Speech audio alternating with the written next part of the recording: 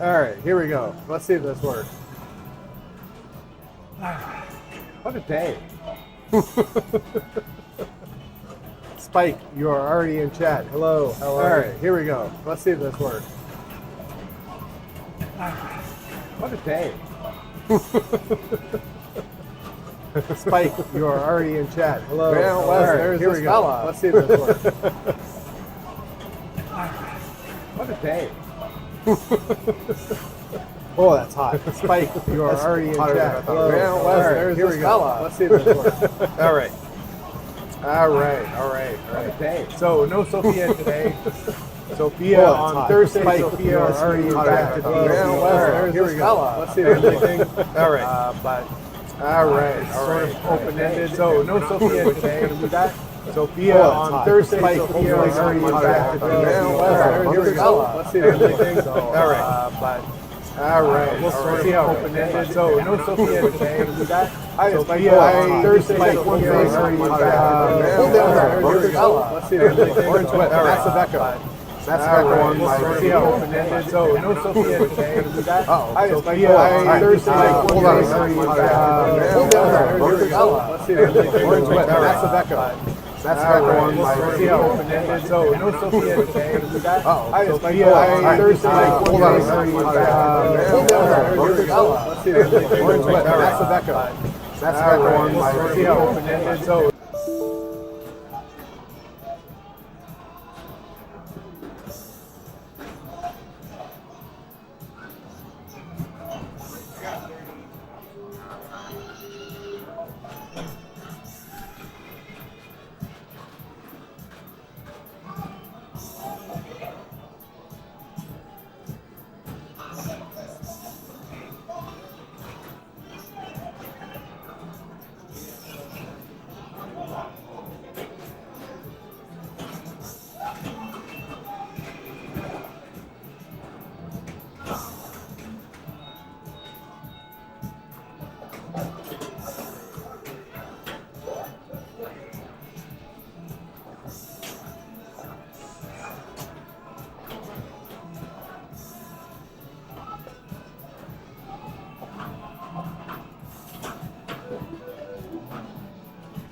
Okay, are we fixed now?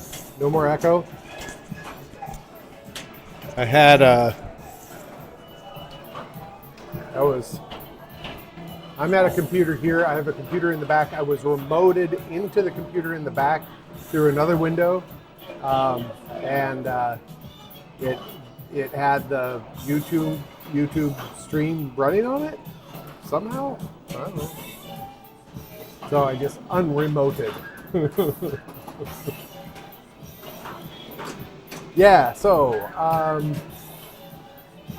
Thursday on the 7th, I have the Big Lebowski machine. It's in our storage facility. On the 7th at 6 o'clock p.m. Atlantic time, I am closing the arcade to the public. I'm going to run to the storage facility. I'm going to grab the machine. I'm going to bring it back here. I've invited a handful of special guests for the evening. We're going to have a little private party. We're going to unbox the thing and set it up and play it. We're going to live stream it. I will probably start the live stream probably when I get back, which is going to be, I don't know, 6:30 or something. And then there's a family that's coming. Troy, Rachel, and his two kids have been on the stream. They were Arlen and I can't remember her name off the top of my head. Evelyn.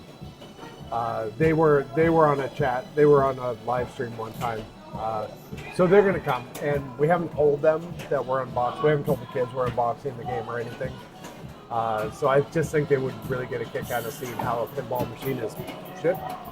And the big box and the whole thing. So we're gonna wait for them to arrive. They think they're gonna be here around 7. And then after the kids arrive, then we'll unbox the thing and set it up and play it.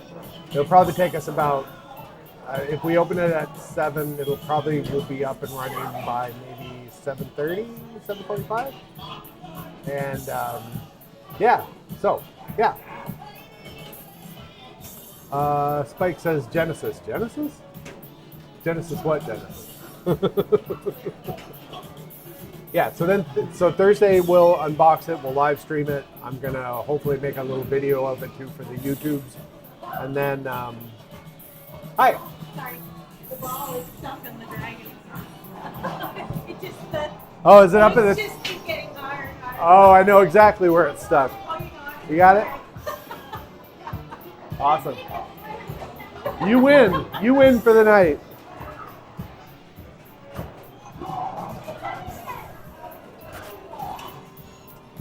The kid's name? No, the kid's name is not just Evelyn. Her name is Evelyn. No, Genesis. That was another kid.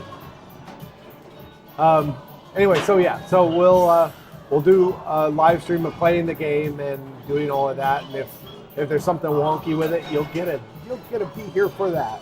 Hopefully, there's nothing wrong with it. And then on Friday, we're going to live stream again. We'll have the machine in here, but I'm not going to turn it on until about 6 o'clock. And just for an event type of deal. We're going to give away, we got a rug we're going to give away. And hopefully I have time to go and get some other things to give away. If not, I'm giving away free passes. If people come in some sort of Big Lebowski costume, we're going to give them 20% off. And everybody that comes in after 6 will get a ticket for door prizes and that kind of thing. So, yeah, that's the plan. And I don't know how long I'm going to live stream on Friday, next Friday. Probably at least an hour or two. And tonight, we've had a crazy day today. We had a little bit of a slow period. I thought this would be a good time to do a little live stream. And, but if it gets super busy again, it's just me here today. So I might end up ending the live stream. I'm not sure. We'll see. We'll just play it by ear. We'll see how it goes. I don't know. So I made a video and put it on the YouTubes about our adventure going to pick up the pinball machine, which I thought was going to be really straightforward, and it turned out it wasn't straightforward. And then we had a problem with our car, and we had a problem getting numbers we needed to import the thing in, and we had a problem with one of the border guards. Not a big problem, just grouchy guy.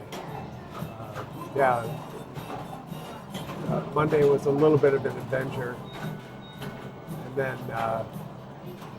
Tuesday, we had to run to get the car fixed because the brakes had gone. The car that we drove to Maine, the brakes had a problem. So we had to get those fixed. And then to here, and then Sophia had to get on a plane on Thursday. And yeah, it's been a long week.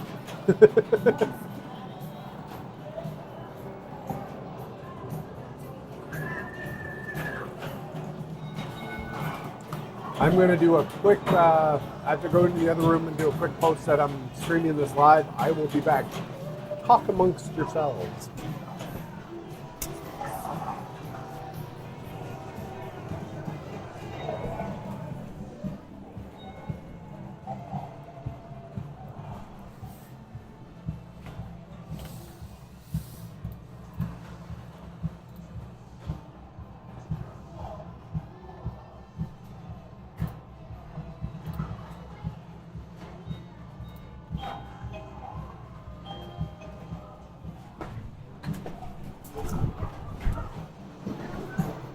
Hi, how are you? Never knew this was here. Oh yeah. How long have you been here? In July it'll be 2 years. Yeah. Yeah, we do it's a pay to enter system, and then all the machines are set to free play, and you just play as much as you want. Instead of doing the old coin drop kind of style. Yeah. It's great for kids around here. Oh, we've been filled with kids all day today. Yeah, it's been crazy. What time you open until? Today we're open until 11. Yeah. Late, huh? Friday, Saturday till 11, and then Wednesday, Thursday, and Sunday we're open until 8. In the winter, and in the summer we're open till 10. I'm just going to have to peek around.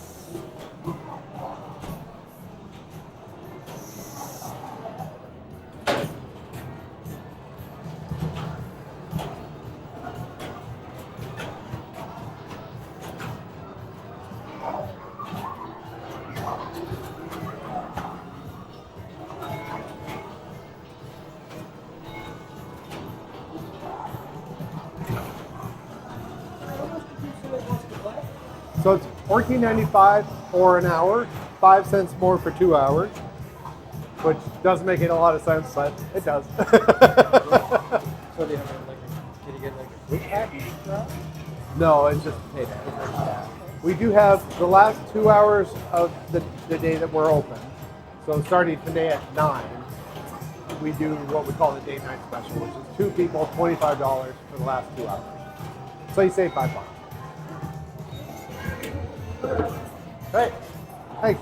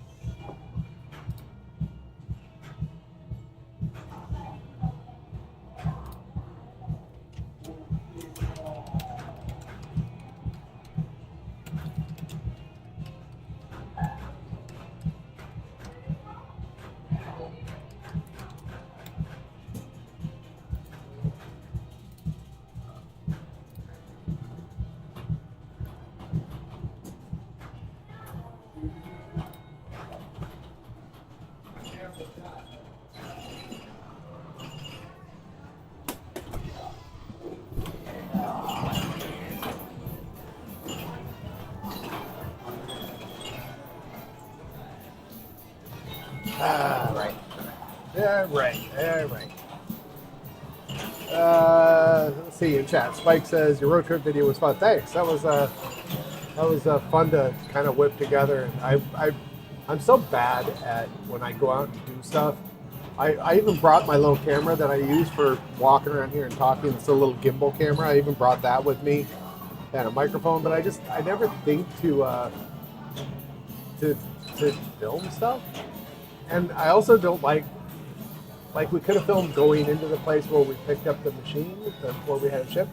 We could have gone in there and filmed that whole business because he was super nice and probably would have been fine with being filmed. But I don't know. I kind of feel like a dick, like walking around with a camera going, "Hi, I'm making a video." I don't know. And then, like when we found out our brakes went out, the last thing I'm thinking of is, I should get this on film. I should film this. And I'm more concerned with is this going to be a problem getting back home?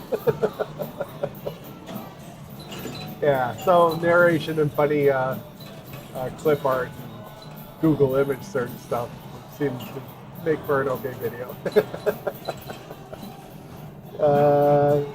Mike says, did you hear about the lady who backed into an airplane propeller? Total disaster. Yes.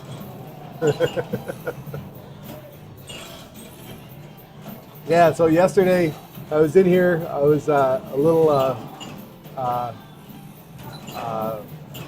kind of worn out, like just sort of like tired from running around and so much stuff happening all at once. I was like, I need something. I need to pick me up. And I've been running up in the video screens. I've been running like the same kind of video. When we first opened the first, I don't know, 8 months that we were here, I had collected a bunch of video of machines and all that, and I cobbled together, I don't know, it's like a half-hour little video loop of stuff, running on a loop up there. Then I decided to update that, and I made, it's about an hour long of, I took my original video thing, and then I clipped scenes out of movies and stuff from old video arcade scenes and stuff like that. Put that all together.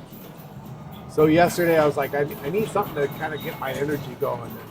So I made a playlist of like 70s funk, like Parliament, and there's some Rick James in there. There's some others. There's all kinds of other stuff.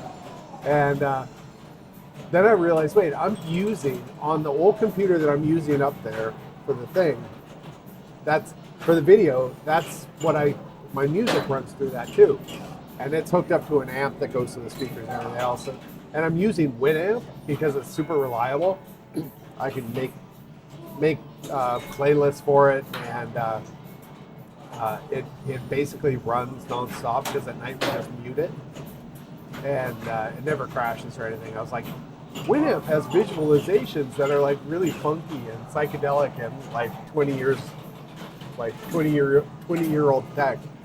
So I thought, I'm going to put the visualizations up on the screen. So that's what's running up on the screen. You can just kind of see it in the window there. Those are Winamp visualizations, and I've got my funktastic playlist going right now. So let's see. Spike says you don't need no breaks.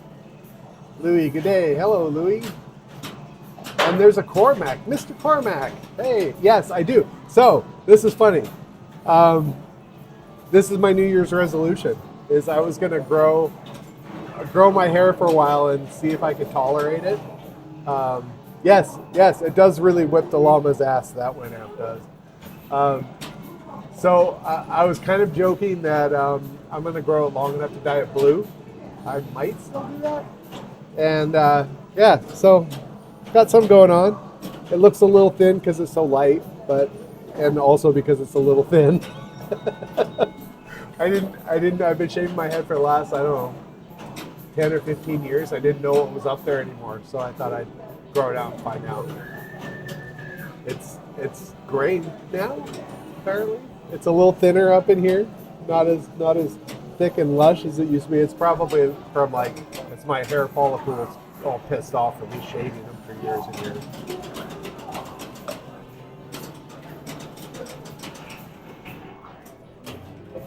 So every time it rains or the wind blows, my head feels weird because it's got hair on it, and I don't like it, and I threaten to cut it off. So we'll see how long I last. I don't know. It's about, I don't know.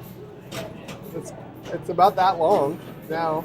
So I still don't have a comb yet. I haven't committed to my hair. I'm not committed enough to buy a brush or a comb yet. So we'll see how that goes. If I buy a brush or a comb, then I'm growing it longer. I was kind of thinking just see how long I can go without getting a haircut, just going total wild man. But I don't know. We'll see. I might just wake up one day and it's a mess, and I'll be like, shave it all off.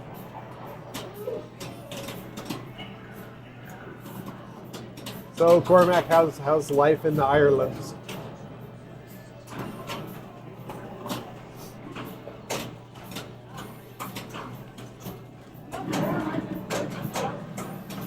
So for some of you who have watched this before, we had Cormac. We had Daryl in the other day, Blue Water Drift Dive Ampcast Radio. Daryl, he was in the other day.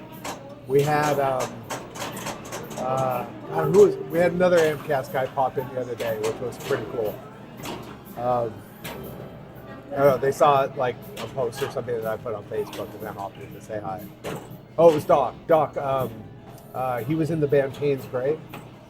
And he was around during the AMCAST stuff too. I don't know if you probably know him. But.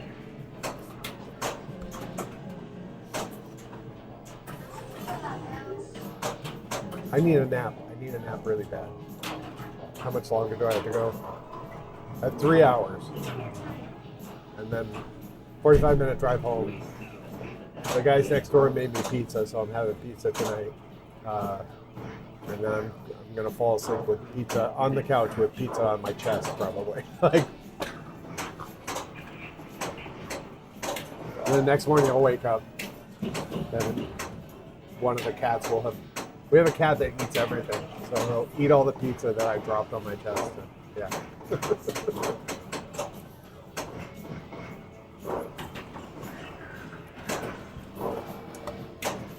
So we had, let's see, fun arcade problems. Yesterday we had the display on Royal Rumble went out, and the power supply on that, it hasn't been providing quite enough. It's just enough power to power the display, but because it was lower in voltage, the display would kind of have a little flickery effect to it. And I knew it was going to go. I have another power supply, so I was just kind of waiting for it to die. So yesterday it died, and then I swapped that out and got that working again. And then I thought I had the weird switch problem with Strange Science fixed, and then today it went out again. People, I'll be back. Hold, please. Hi. Hi. This is our first time. Oh, yeah. Pinball, got some video games, got a bunch of stuff. So, $14.95 for an hour, 5 cents more for 2 hours. Well, we have a movie in an hour, so I guess we'll do the hour. Do an hour, all right. All right, $34.38. Tap your card.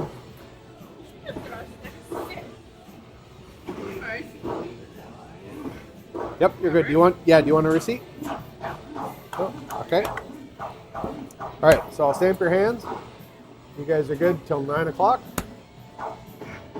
It looks dark and scary ink that will never come off, but hand sanitizer takes it right off. So. Okay, I have to. I was worried it would just wipe off, so I put my hand in my pocket. No, it's. Thank you. Thanks. They're all set to free play. Just hit the button and go. If you get a stuck ball or something, just let me know.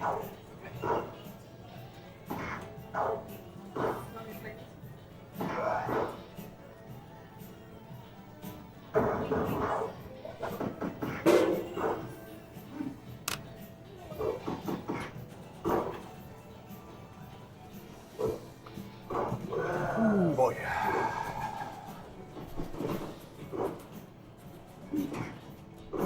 How's it going? Great.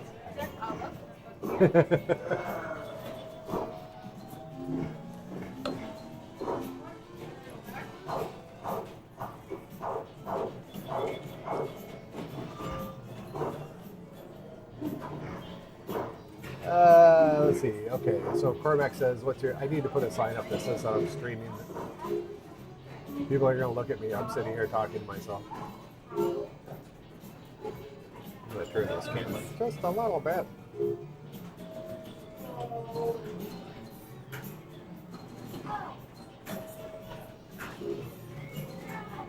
There we go. All right.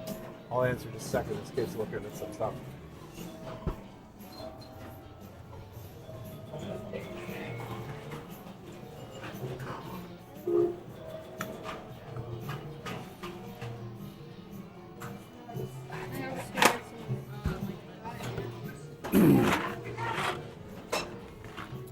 All right, 454.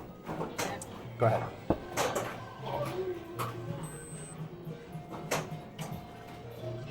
You're good. You want a receipt?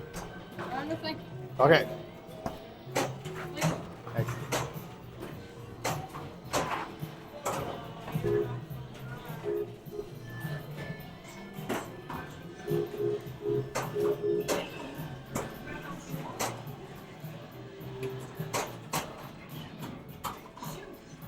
You know, I asked someone earlier today if they wanted a receipt, and they said yes. It's still sitting down there. No, I don't remember who it was. That's all right, whatever. Okay, so Cormac asks, what's your favorite pinball game in the Pinballorama? Actually, I will show you. Right now, it varies, but right now, it's Royal Flush.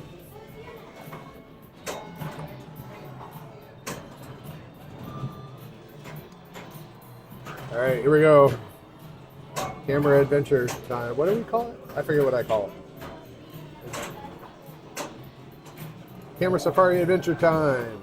Doo, doo, doo, doo, doo, doo.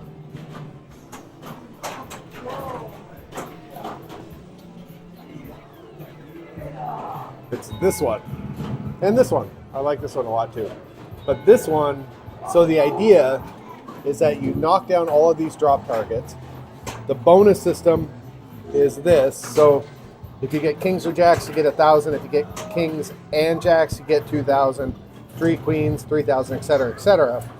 And then on the second and third ball, you get double whatever this is. So you can actually, the way this is configured, you can actually knock quite a few of these down and get no bonuses. Then a perfect ball would be to knock all of these down and then get each of the 3 jokers. So you can get the purple joker here or over here. You get the white one there or there, and the green one there or there. So I played a game where I've knocked these down, like on the first ball and the second ball, I've cleared these out. I've had this game for maybe 9 months now. I've only ever knocked these down and gotten all 3 jokers one time. And it's just, it really, they've got the geometry of this game. This ball comes down this side and it goes right down here, right off to the side. Like it's really designed to drain balls. It's a really tough game. Really fun. Genesis is the other one that I really like. The idea is that you're building a robot or something. So you have to get the names of the body, or the letters in the body part. So you have to get arms, brain, body, legs. Once you get all of those, you hit this very target all the way back, and then it does a little song and dance here, and this thing turns around and reveals the robot that you made. So to get up, it does something like that, but then that little tube turns around. So to spell arms, you have to make it up this ramp 4 times. To spell legs, you have to go up that ramp 4 times. Body is the hardest because you have to clear A, B, and C. When you clear A, B, and C, you'll get 1 letter, so you have to do that 4 times. And then brain is up this side or up this side, whatever side it's like. That's it. And it's just kind of a fun game. It's got nice shots, and sometimes I'll play it and I'll be able to build the robot like, I think 3 times is the most I've been able to do it in a single game. Other times I'll play it, it'll go for, I'll play it for a week and a half, and I barely complete one of the body parts. It's just a fun game. I like it. It's really basic, but good one.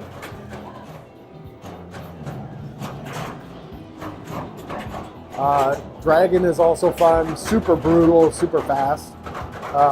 It has an acrylic playfield, so the ball just really flies across on this one.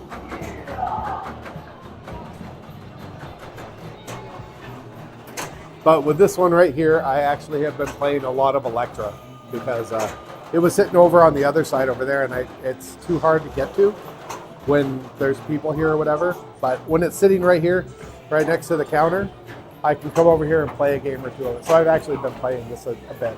But this is where we're putting Big Lebowski because it has a rug, and you can see the rug being here. So that's it. All right, that's camera adventure time. I'm going to go back and sit down. Yes, so there you go. You can make your own, make your own Phil Collins and Genesis. So there's the little. I've been meaning to do this for a while and I haven't. There's a that thing that spins around that reveals the robot. It used to be that arcades would put something different in there. The little robot it's a little plastic gold looking thing, and it looks like Maria from the movie Metropolis, the old silent movie Metropolis. So the thing that old arcades used to do is they'd pull that out and they put other things in there. So when you would reveal the robot, there'd be something else in there. And there was one that I saw a picture. Some guy was at some arcade in New York or something like that. He got the thing to reveal, and it was actually a gold dildo in there. But yeah, but that would actually be really funny. I've been meaning to make a base that is held in by magnets, so it's easy to take the thing in and out. And I can just take whatever the robot is and take the base out, put something different on there, and then put it back in attached by magnets kind of thing. It's a little bit of a tricky thing to get out of there just as it is now. So I've been meaning to modify that so I can change it. But that'd be hilarious to get like a little Phil Collins action figure. Let's see. Cormac says, what about VR pinball? I don't have any yet. I really want to build one, but I haven't gotten around to it. I've just been busy. I'm actually hoping that someone will have a pinball machine. I almost had one. There was a woman that had, she was in a town just about a half hour from here. She contacted me. She had an old Bally Star Trek, like one of the late 70s, early 80s, the original Bally Star Trek one. And it had a mouse living in it. It looked to be a real mess. And I was trying to get that from her, and I would have gutted it and turned that into a virtual pinball machine. But if it were bad. Sign says Gottlieb makes some nice games. I like Gottlieb games. Like even that era, the Premiere era. I have a Hollywood Heat that's super fun too. That's like an awesome game to play with multiple people because you lock the ball and you have to lock two balls and then you have to go up the ramp to release to get a multi-ball. But if you're playing multiplayer, someone can lock those two balls, drain their third ball, and then you're next, you get to steal their work. So we've had a lot of fun playing that one.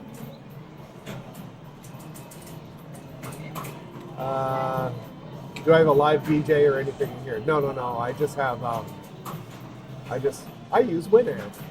I just make playlists in Winamp and just let it run. I have Zakaria. I have a Sign Out says, do I have any Zakaria games? And I do. I have Supersonic. It was in here. It's an EM machine. It was in here when we opened, and it was being fidgety, so I took it out. That's a fun game, though. I really like that. Gorgeous machine. Why is my video all goofy?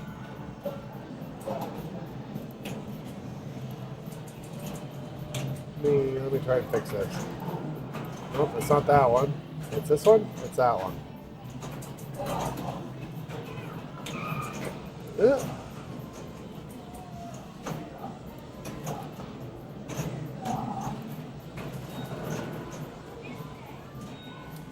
I wonder what happens if I deactivate it and then activate it.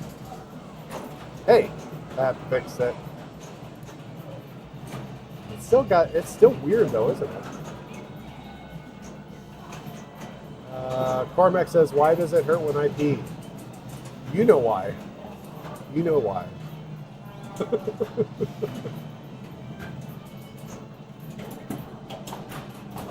Let me try and reset. Let me try that again. Deactivate. Activate. Is that better? That's better.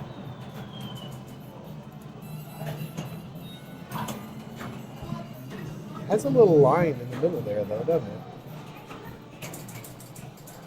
I should probably... I should probably turn these cameras off when I'm not using them. And now that I think about it, these cameras have been on for most of the time. Especially that one up there has been on for most of the time. I'm probably burning it out. Configure video, camera control, focus, exposure.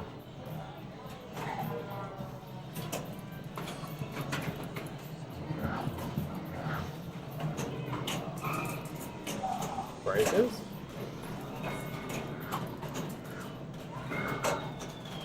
Little extra contrast. Not too much contrast. This is a very professional video stream that I do here, where it's a video stream about nothing, and I dick around with the camera. Are you running Windows with the whole turn it off and on again? It is Windows, but it's OBS is the software I'm using. And yeah, and that camera just, I think it's on all the time. I need to unplug it more. But yeah. What was the most rewarding repair machine that you have?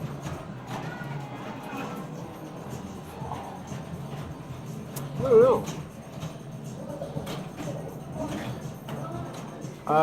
Skateball over there, the playfield was all blown out on it, and I hand painted and cleaned up the playfield. That one was really, I think of my touch-up painting work, that was probably the most satisfying, because it looks almost brand new now.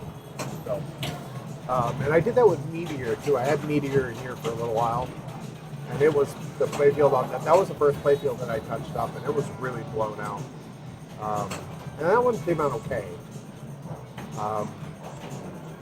I have a solar fire. Is that it? I forget the name of it.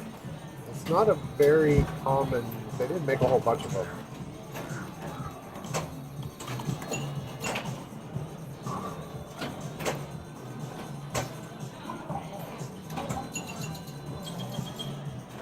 Yeah, it's this one. Solar fire. That's the backlash. I have a brand new recreation backlash for it. And then the playfield on mine, it's missing, it's not terrible, but it does need, the whole playfield needs to be touched up and cleaned up. And since they didn't make a whole bunch of these, how many did they make? 600 or so? Back. I made 782 of these things. So it's worth cleaning up. So one of the things that I was doing with doing the other touch-ups on the pinball machines and doing my retheme of Black Knight was to learn some techniques that work best for doing pinball playfield touch-ups and stuff. Focusing on cleaning up that solar fire game. So that one will be probably one of the more intense ones that I've ever had to do. Yeah. Matthew Morton, yo! There goes my camera again. I think I've blown this camera out. I think I need a new one.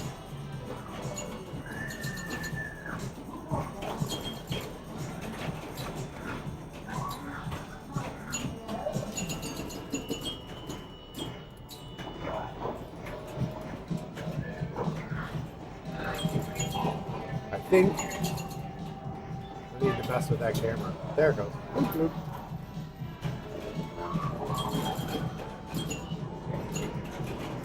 Obviously, the gamble to open the Pinballorama has paid off, but you had doubts at the start? Yeah, I wasn't really sure. So there was a huge investment buying all the machines. And we spent about 2.5 years doing that, of just buying machines. And then I was learning how to fix them. I was cleaning them up. I was fixing them up. I was buying a lot of machines that didn't work, pulling them out of basements and stuff. So I'd get a machine for like $400 or $500. Didn't work. I'd clean it up. I'd get it running again. So I always thought, if we opened and it was just a complete flop, I would then have this inventory of games that I could sell for more than what I bought them for. So the investment in the machines, I always knew that I'd be able to make that back and maybe even double my money in some cases. So that wasn't too bad of a risk. It was really just finding a space where my overhead was low, keep my overhead really, really low when I open, see if the concept will fly, and if it does, then grow it appropriately. when we got in here, I think the hardest part was when we got in here, we found this space. The owners of the building were not super cooperative, like from the get-go on, like, they're leasing me this space, but they're kind of giving it to me in like run-down ghetto form. I put the wall up between here. Like they weren't super helpful. They weren't really involved in it. And now they're completely hands off on the entire building, which is rough. So we had to get the electrical in here, which took us a bit of time. But during that time, I was bringing in machines, getting them going. And so like I'd have 20 machines in here and 5 of them needed work. And so I was coming in, I was working on the space, I was doing this all alone. I was working on the space, getting painting done, trying to clean up the carpets, trying to get these machines going.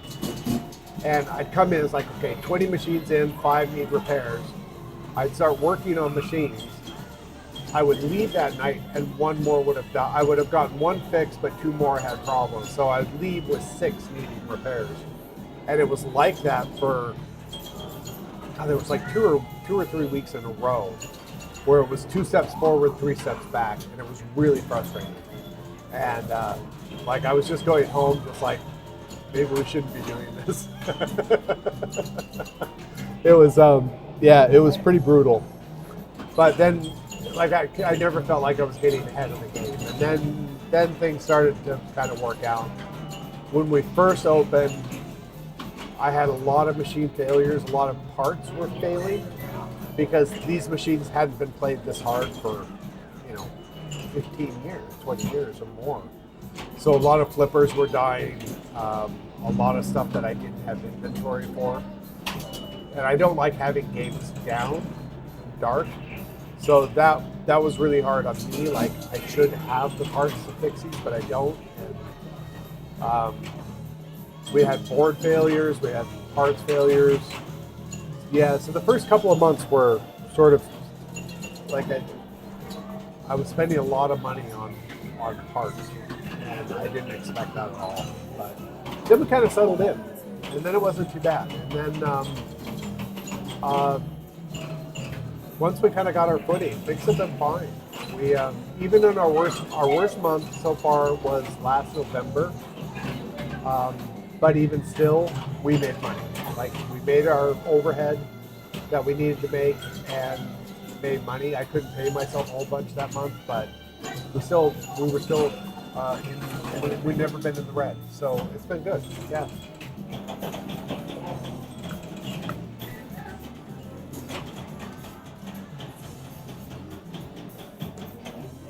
I'm going to go in the back for just a second. I will be right back.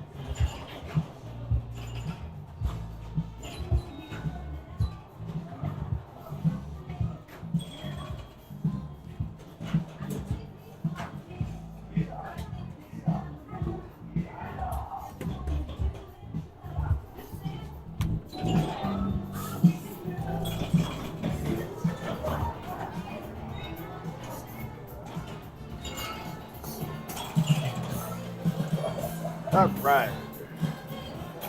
Rarest machine I have, probably Spectrum. Oh wait, I'm behind here. Oh, okay. So Matthew says you have coil stops on hand, but you're going to need sleeves. You have sleeves on hand, but you need. Yeah, no, yeah. I have. I've got a good inventory in the back now of like common transistors that blow and lots of diodes and like those kind of things. I have a bunch of coils. I bought. Previously, I was buying. Just like if I needed to rebuild a flipper or something, I'd buy the coil. I'd buy a couple odds and ends and stuff. The last few times I needed flipper coils, I ordered like 3 or 4 rebuild kits. So now I have all the extra springs and parts and armatures and cowls, and I have a whole bunch of different coil sleeves of various sizes and ones that I can cut down, fit pretty much anything. But yeah, it seems like something will break. And it's the one part I don't have on hand, or it's like a really weird thing. Valhalla was offline for a long time because we were having a problem with an optical sensor, and they have a very unique optical sensor. You have to order it from them. So I ordered like 5, I think. there were 3 in the boat, and but they also use that optical sensor in a couple other parts, and I think Hot Wheels uses the same sensor. So I just figured, well, I'll just order a handful of them. Yeah, so I've got quite a big inventory of various things in the back. The one thing actually that I realized I don't have was certain switches and drop targets. So I had ordered a bunch of extra drop target stuff because I have some Williams games here that I need to work on the drop targets. So I ordered a handful of those, and I'm actually working on a video on drop targets, like going through all the different types of drop targets and stuff. I've been working on it for a while. Every time I have to fix one, I make a little clip of it, and then I take that footage and set it aside. I'll edit it together. That'll be like all you need to know about drop targets. Okay, so Cormac says, what's the rarest machine I have? So I think, is it Spectrum? How many did they make Spectrum?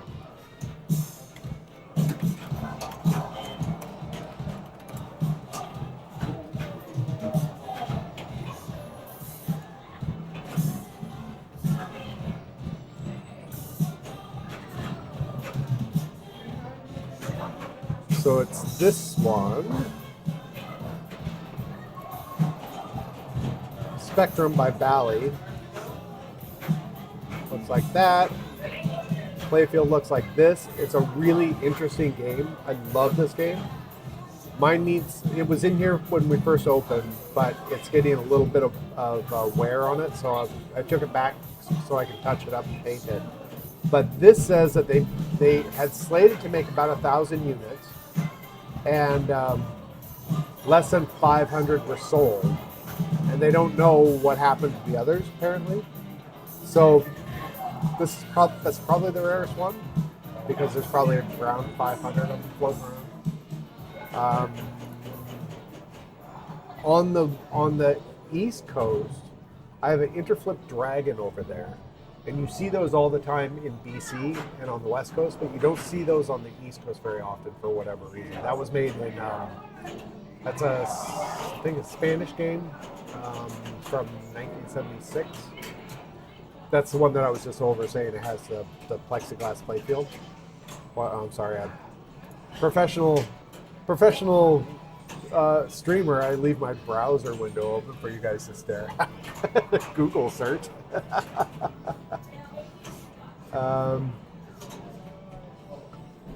Smoke break karate practice.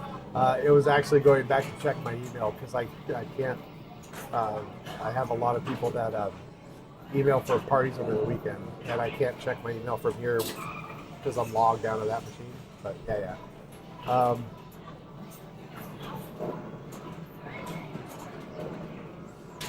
I had an LED PCB board going on Godzilla and just went ahead and ordered 4. Yeah. You have an age limit for machines. Are there machines that are too new? No. So my whole idea on the machines in here is I wanted a broad spectrum of all the different generations and styles of machines because each generation of machine plays a little bit differently. So the ones with mechanical score reels, like electromechanical machines, they're the ball is usually a little bit slower, a little bit more floaty. There's very specific objectives. Like usually there's a bank of, like on Royal Flush, there's a bank of drop targets that you have to hit. It's very clear of what you're supposed to do. Newer games, you start a mode, and then it changes the color of the targets. Like the LEDs change, you have to hit those targets. Then you start a different mode. You have to hit the same targets, but they're different colors, and yeah. So it's a different style of gameplay. I found that people that aren't super familiar with pinball gravitate towards the older machines because what they're supposed to do is very clear. And then as they get more and more used to it, they kind of start moving to newer machines or more complex machines. So I wanted to have a kind of a wide array of different machines. The oldest one in here is Palooka, 1964. When we opened, I had a couple machines in here from the 50s. And they're not that much fun to play. I would love to have a place where I could have, my oldest machine is 1934. I've got a couple from the early 60s, some from the 50s.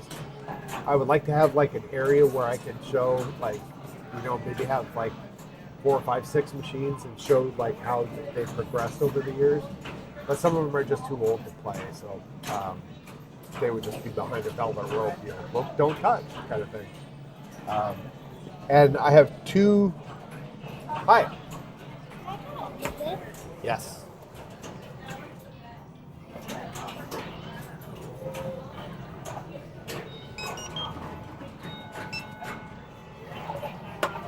$1.72, and give it a second here. No. And now. No. Yep, there you go.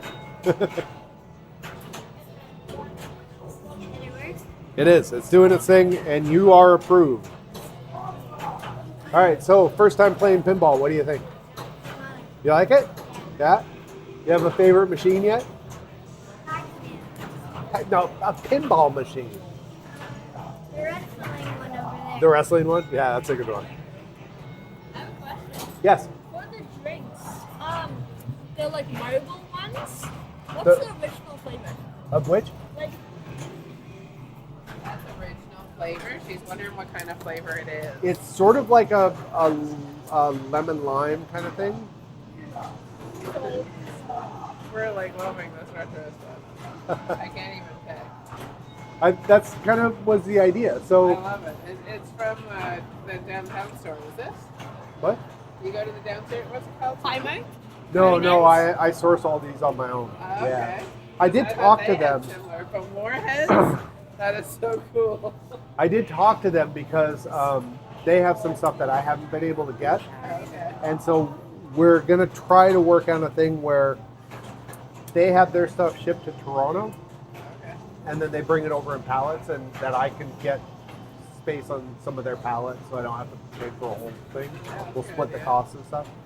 Yeah. So what's the difference between birch beer and root beer? They're about the same. Yeah. Have you tried all these? Almost all of them. Yeah. What ones haven't you tried? The fake beer I haven't tried. I don't drink real beer. And that's a root beer as well. That's a root beer. And I don't like Barks in a can, but that I like. Because that uses that's real sugar. So it tastes different. All right. Okay. Instead of using high fructose corn syrup or whatever they use in the can. Totally different. We did a taste test I love root beer. of So compared to that and that. so we did a taste test of all the root beers, a blind taste test. Okay. The ones that came out on top were actually Hollis Jones, which is made here on the island. Oh. I've never And seen it before. we were carrying one by Chill Street. That one came out. That was on the top. It was very caramely, casing. I ran out of them. And apparently, don't make them anymore. So. We need to hurry up and choose. I want to buy this. I think you can drink it. He knows I'll pay for it. I'll try the Hollister. Yeah, grab one. And are we getting 2 drinks? We thought we might get one to go.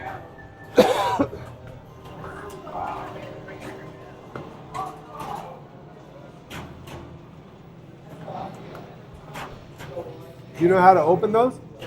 All right.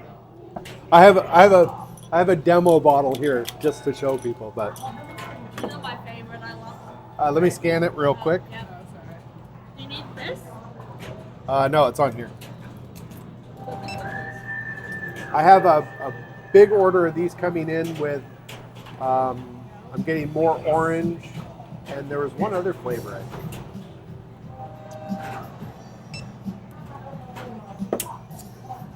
All right, $7.70. Go ahead. Can I do this out on the deck? They sometimes explode. I'll just do it right here. Remember? Yeah. I don't hear me, so I just was holding it there. I don't trust that it's not gonna explode. Yeah, because it does. Oh. There you go. And do you know about the dimples on the bottle? These? These little things right here? No. So the idea is if you were to drink it like this, the marble goes back and plugs it, right? But with these 2 little dimples, you put that towards your face, and then when you turn it, it stops the marble from going and clogging the top. Cool, huh? Can I open it, or do you want to, or it doesn't matter? There you go. And if you finish that before you leave, we give the bottles back to Hollis Johns because it's on the island. We give them the bottles back so they can recycle them and use them. So if you just bring me the bottle back, that'd be great. What do you think of original flavor? That is very good. Not the best? Not the best? Which one have you tried? That is very good. Isn't it good? Yeah, they do a good job. Yeah. I don't know. I usually try lunch because right?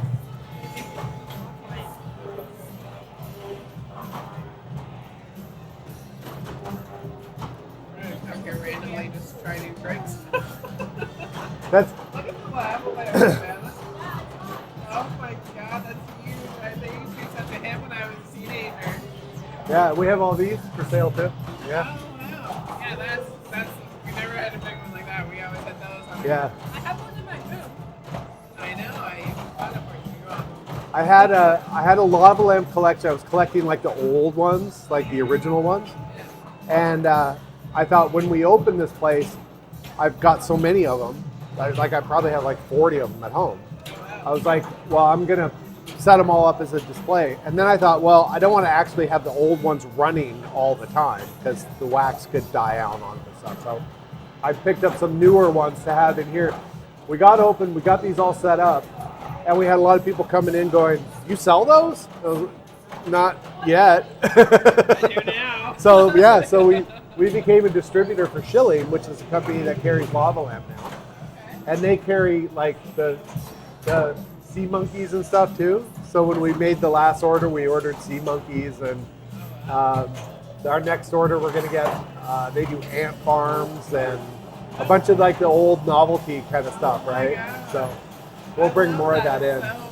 Yeah. Still brings me back to my childhood. Yeah. I'm feeling very old. I turned 40 this summer, so I'm like, I feel my age now. So it's nice to have a, oh yeah, I was young at some point. Thank you for that. Yeah. Ah, all right.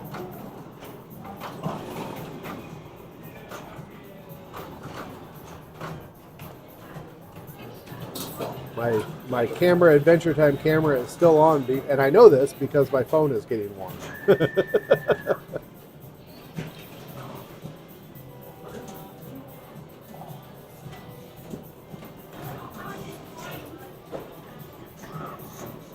All right. Oh, I'm way behind on chat. I've been spending too much time with customers. I should just ignore the customers. That's my professional live stream of ignoring my live stream. I forget what I was talking about. All right. Oh, age limit for machines. That's right. Yeah. So I like to have a little bit of everything. That's kind of the idea. And one of the things I thought of when I set this place up was, how do I arrange them? So you go into a lot of pinball places where they have various generations of machines. The Seattle Pinball Museum is one place. You go in and they start with their oldest in one row, and as you work your way around the room, they get progressively newer. I thought, well, that's a way to do it. But I actually got into older EM machines because I was playing a machine with some friends at this one place, and they had we were playing a newer machine, and just next to it was an older machine from the 70s. So I was playing with guys that were really good at pinball, and so 4-player game with 3 other guys really good at pinball. Sometimes you're waiting 10 to 15 minutes before it's your turn. So I went directly next door to this game that was, from the 70s or whatever, and I'm playing that while I'm waiting for my turn. And that's how I actually started really getting into the electromechanical ones, the older ones. So that's how, when I set this place up, I decided instead of doing them by generation or having like them all clumped together in, here's all the EMs here and here's all the 80s solid states here, I would intermingle them so that they seem sort of random, but they're actually laid out in a way that you've got newer ones next to older ones. Is what's the idea. The only thing is that wall over there where Roadshow and Hard Body and Skateball and stuff. At the very, very end of that, I have Monaco, which is 1970 something. I actually need to move Monaco into the middle of that row, just to cut. But I need to work on Monaco, so it's on the end for right now until I get it fixed. It's working, but it needs attention. Big Lebowski is the one that's currently in production, and Valhalla and Hot Wheels are currently in production. They're brand new. After we have to decide what we're going to buy next for our next new machine this year. I want to try to get at least one new machine a year. Although we're just starting our 3rd year and we bought 3, so maybe I'll find some older. No, anyway, I'm kind of looking at Galactic Tank Force. I like the theme. I think it's great, but I haven't played it and I haven't looked up gameplay or code or anything. So, that's kind of where I'm leaning right now. Cormac says, didn't you have some really old wooden machine from the 40s or something? Yeah. So I have my oldest one, 1934, was the Rube Gross and Company machine. That was in here when we first opened, but you can't play it. And then I also had 1 or 2 wood rail machines from the 50s. And I have a video on one that I had fixed. My neighbor at the time was an antique dealer, and he had picked up this machine. Williams Big Hit, I think is what it was. And he bought it from a guy who had bought it like 20 years prior. Didn't work. He was thinking about fixing it up, never fixed it up. Then the antique dealer, he bought it. He had it for 10 years or something. The idea to fix it up, never fixed it up. He was cleaning out his garage, ran across this machine, came next door and said, hey, do you want this machine? I was like, yeah, of course. Why wouldn't I? So I bought it for like $100 or something. We hauled it over to my house, and I spent 8 to 10 hours on that machine and got it all working again. Yeah. So that's a cool machine. Not very much fun to play, but it's a cool old machine.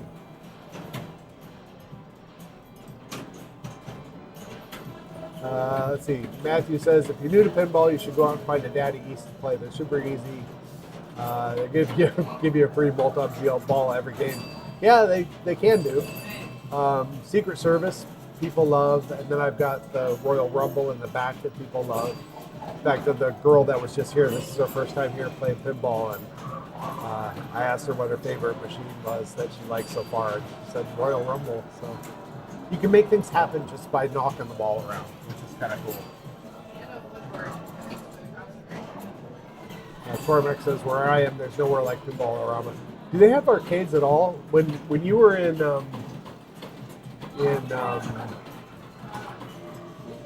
God, what was the town you lived in? I totally forget.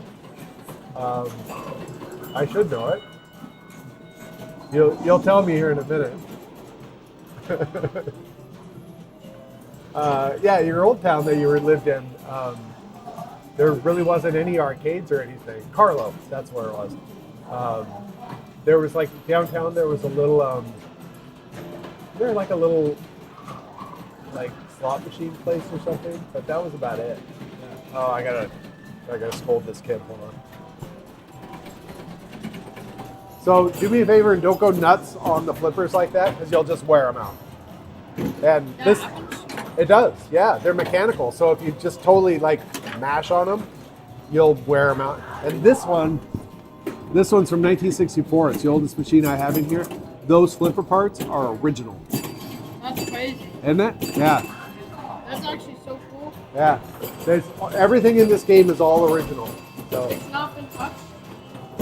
Well, I've had to work on them, but yeah, I haven't had to replace anything yet. So. That's really cool. Yeah. Compared to this machine from the 80s, it has new boards in it. There's a couple new electronics in here.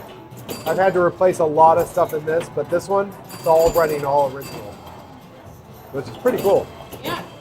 The lights I've replaced and the rubber I've replaced.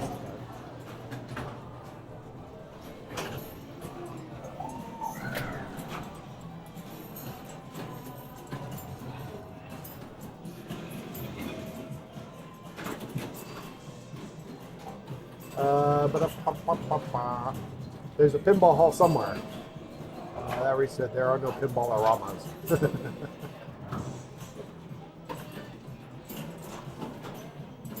So it's many miles off. There's pinball machines, all right, every now and then in a pub.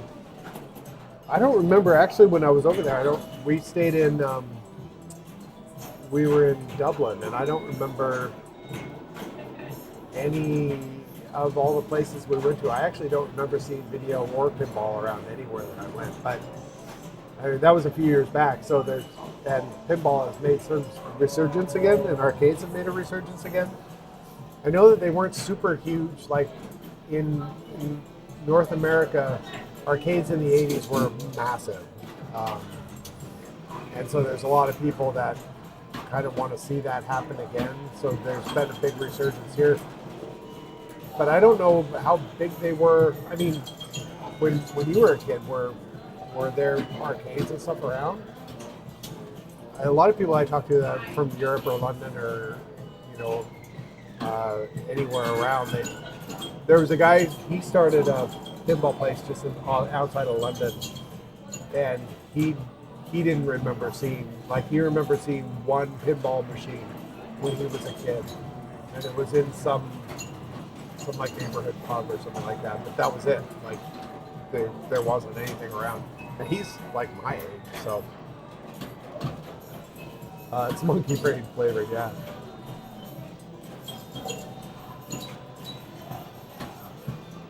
All right, let's get through some of this stuff here. You have to swallow the marble. I pulled, the first night that we had those in, one of the kids came in, he bought one of those, and we wanted to get the marble out, and it took me forever to get the marble out of the thing. The caps are really yeah, it wasn't easy. Matthew says, I don't particularly care when the chronically arranged because everything piles into new and ignores the EM section. That's, what's funny is we have people that come in specifically for EMs. Some people are just in the new ones, some people are just in the old ones. Newer players kind of gravitate to, sometimes they gravitate to, we had a Batman Forever here. And they're like, ooh, Batman. And they go over and play Batman, and they play a ball or two on it. They realize the game's horrible, and they walk away from it. That's why we don't have it anymore. One of the few games that I've ever sold is Jurassic Park Lost World was the first game that I sold, and then Batman was the second, I think. I don't think I've sold any others. I owned a game for 24 hours once. I bought a game. It was a project off of Craigslist. I bought it.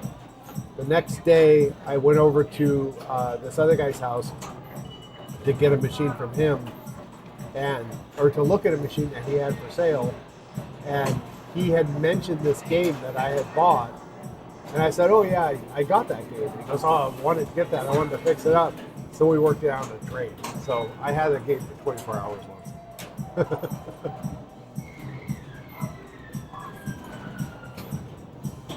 Spike says, when I was a kid in Philadelphia, there was at least one pinball machine in every corner store, sometimes very old. When I was a kid in the 80s, late 70s, I remember, like, we'd have corner stores like 7-Eleven and stuff. They would have a video game. And then by like 82, they usually had removed like a rack of stuff so they could have 2 or 3 games in there. So every 7-Eleven had 2 or 3 video arcades, usually not a pinball. There was a couple of little restaurants that had little bars with a side area. They would have a pinball machine or 2. There was a tavern that we used to go into. We weren't allowed in there, but they had all their games on the lower floor, and they would open up the back door, and so there were stairs that went down. We would leave school, we'd go by this tavern. If the door was open, there was no one worked. Everybody who worked was upstairs, and they had the pool tables and pinball machines and video games downstairs, so we would go into there. No one ever chased us out of there, though. So I guess they figured we're giving them money, so. Making bucks 1 nickel at a time. Is Batman Forever the one with the green ramps? Yes. Yes.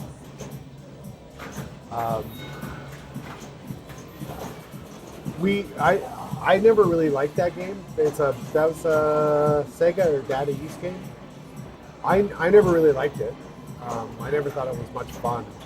And it has a little cannon, the little Batmobile cannon thing that moves back and forth. You have to hit stuff. And I actually had a lot of problems with that machine. It was mechanically, it was problematic. And I ended up basically trading that machine. A guy that I know over by Moncton, there was another guy that I know that wanted it. And he offered me a trade for a couple things that I wasn't really interested in. So this other guy made me a trade for the Star Trek Next Generation machine. And I paid him a couple bucks on top of that. So I had Star Trek Next Generation, and then that guy fixed up that Batman machine, and I think sold it and traded it to the other guy who wanted it. So at the end of the day, everybody was happy. And then I sold Star Trek Next Generation to a guy in Montreal or something. Is it raining? Oh, look, my camera's all wonky again. Sorry about that. And deactivate. And activate. There we go.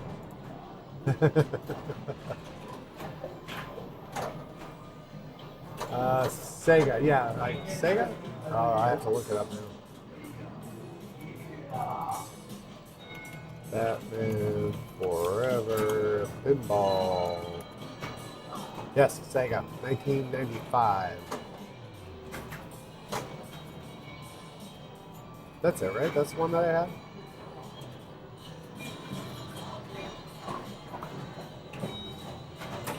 Yes, that one. Yeah, with the green habit trails that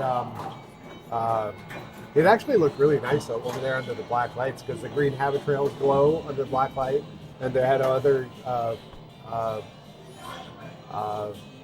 UV reactive elements on the playfield. Yeah. Neffers says, "Hey, Seven, not stopping for too long. Thanks for sharing your trials and tribulations with the with the Lebowski machine. Have a great evening." Yeah, that was fun. I have to learn how to take video when I'm out because it would have been it probably would have been a little bit better video if I actually had better footage. But that was a fun video to make anyway.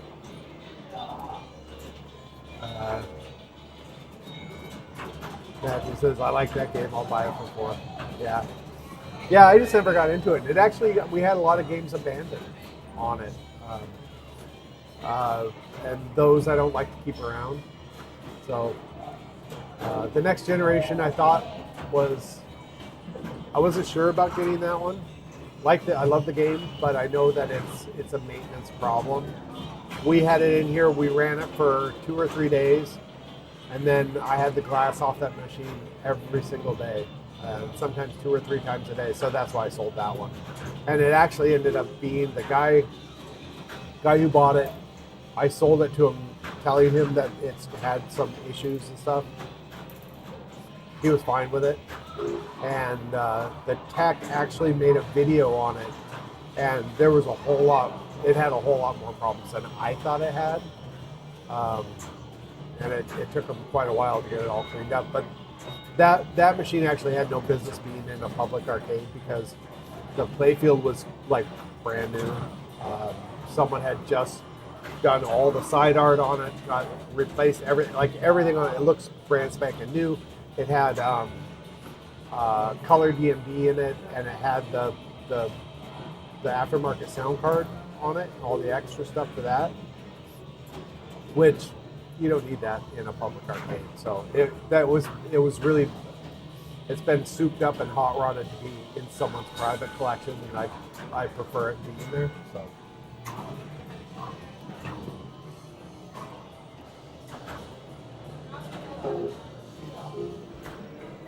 Never said, oh, my adventure, it was crazy. Yeah, it was.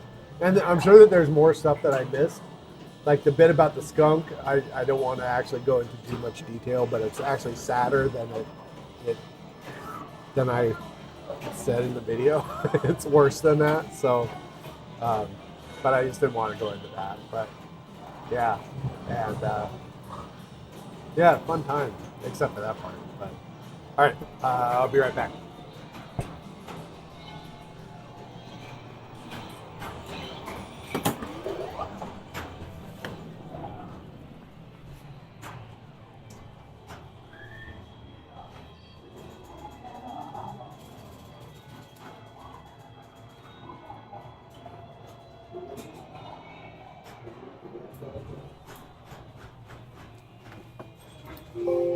I still have my microphone on. I'm in the back. I actually have to do a social media post telling people about our date night. So give me just a second and I will be back on the air momentarily. This is my professional, my super professional live stream.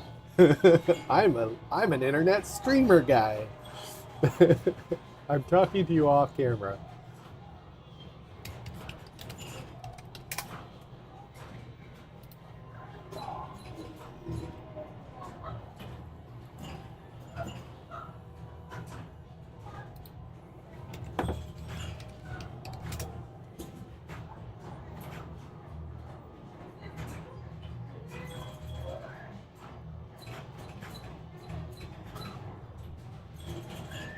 Posting about our date night, and I need some sort of graphic for it.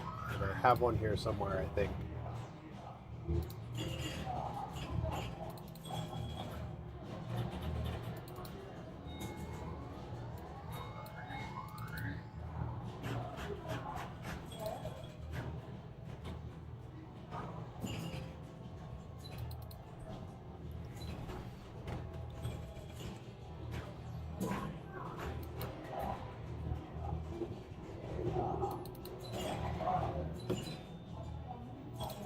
I'm going to use this one of Laurel and Hardy standing in front of a pinball machine.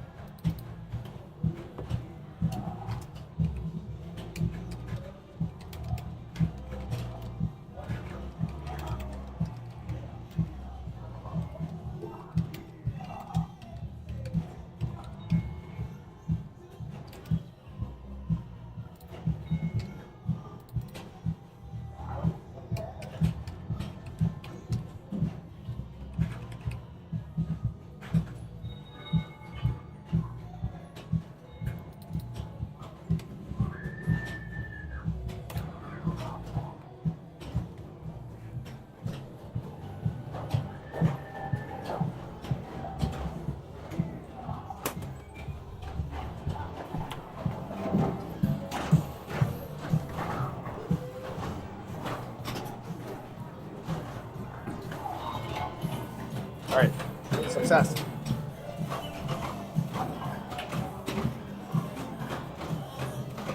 Pulling bits of skunk from the radiator. No. You have a Stargate there. Stargate the pinball or Stargate the video game? I have neither. Portrait of Ron Jeremy.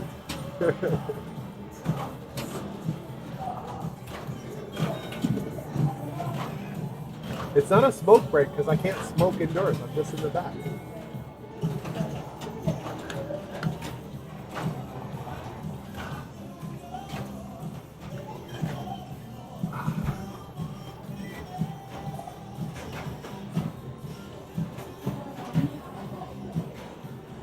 Well, I'm keeping an eye on Blackwater. It's been flaky.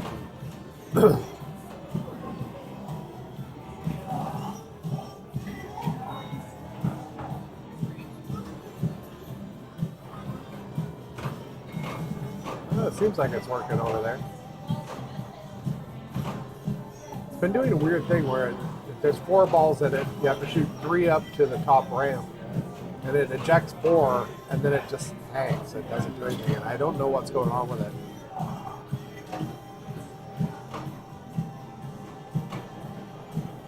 Seems to be holding up though. It was doing it it would do it a little bit, and then it would stop doing it. If I had to guess, I'm going to guess that it probably is the power supply. Because that's on those games that power supplies are kind of starting to go on them. I have to rebuild those power supplies.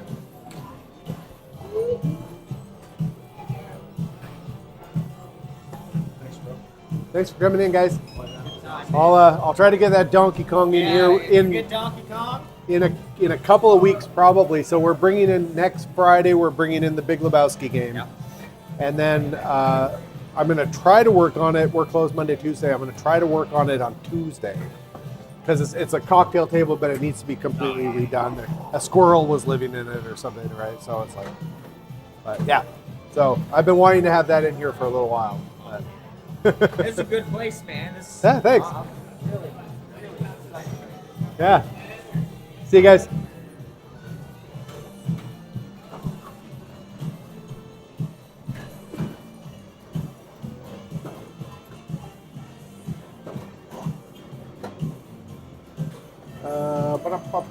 Have you ever obtained a machine that just so you could unmodify it, either because it was modified badly or just try to make it stock just because? Tales from the Crypt, when I got it, the guy, I kind of have a problem with. Hold please. You said you have orange creamsicle one? Of which? Orange creamsicle? Of just regular ones, I have. That's orange creamsicle? I had those, and I had the Jones ones too, which is, yeah, orange creamsicle on the Jones. Real keen sugar. Strawberry blueberry lemonade and blueberry cream soda.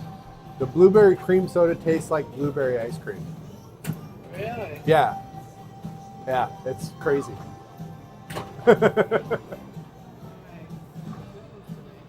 Then I just got in Moxie. I got the Moxie and the Yoo-Hoos in the States the other day. Moxie is sort of like a root beer, with sort of a unusual aftertaste. Yeah, it's not bad. It's interesting. It sort of ends with like sort of bitter overtones. Like it's sweet and light, and then sort of these bitter overtones, and then you take another sip, and it goes. And yeah, it's interesting. Hey, we can't miss our movie, friends. Back then. Yeah. I think I might save this one for home. I don't think I can take it to the movie theater, so we'll leave the cap on it. All right. Oh, you're going for the blueberry ice cream one. Excellent. And we'll share. All right, $6.61. What movie are you going to see? This is a comedy. I don't even know the name of it. Do you? Does that work? Yeah, I you're just hold good. it there. I don't hear a beep, so.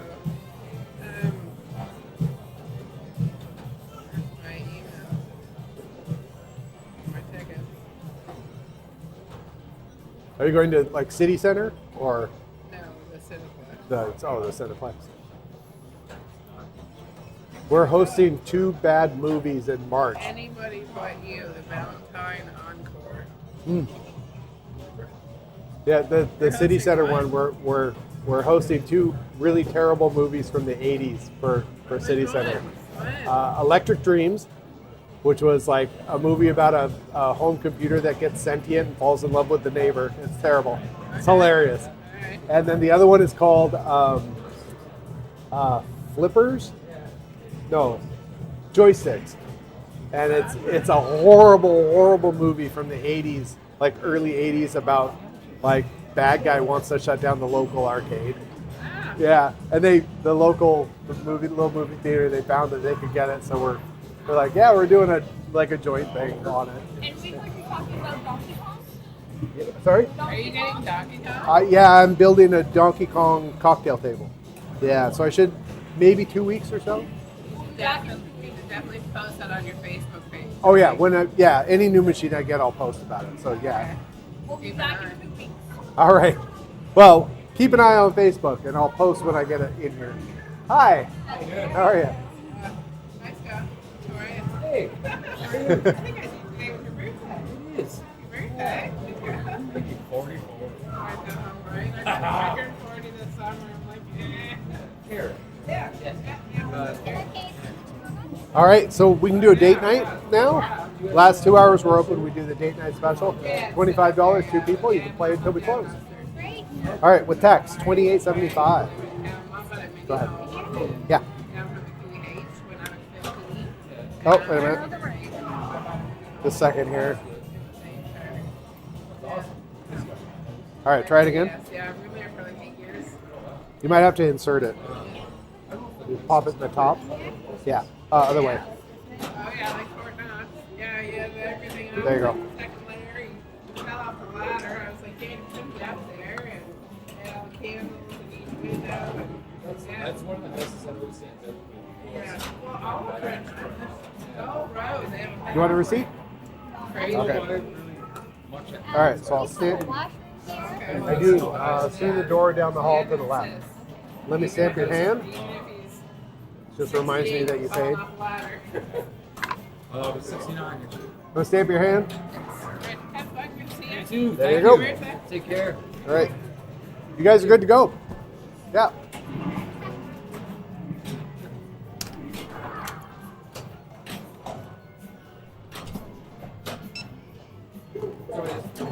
All right. I can just go in any game. Yeah, they're all set to free play. Just hit the start button and go. $2.59. Go ahead.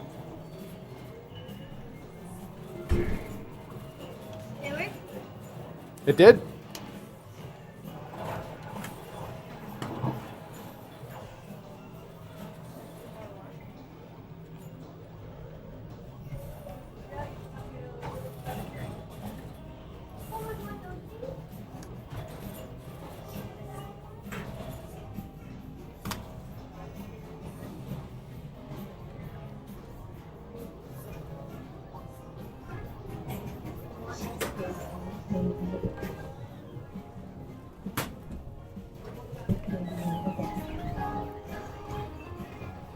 I'm always trying to find like all the unusual stuff you don't usually see.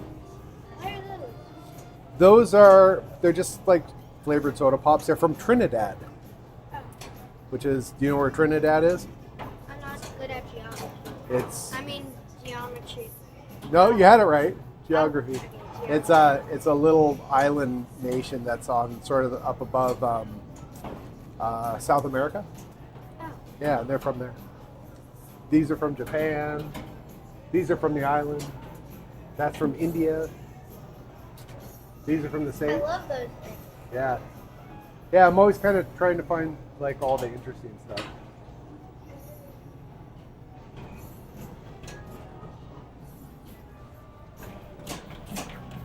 Wait, back. What were we talking about? We were talking about,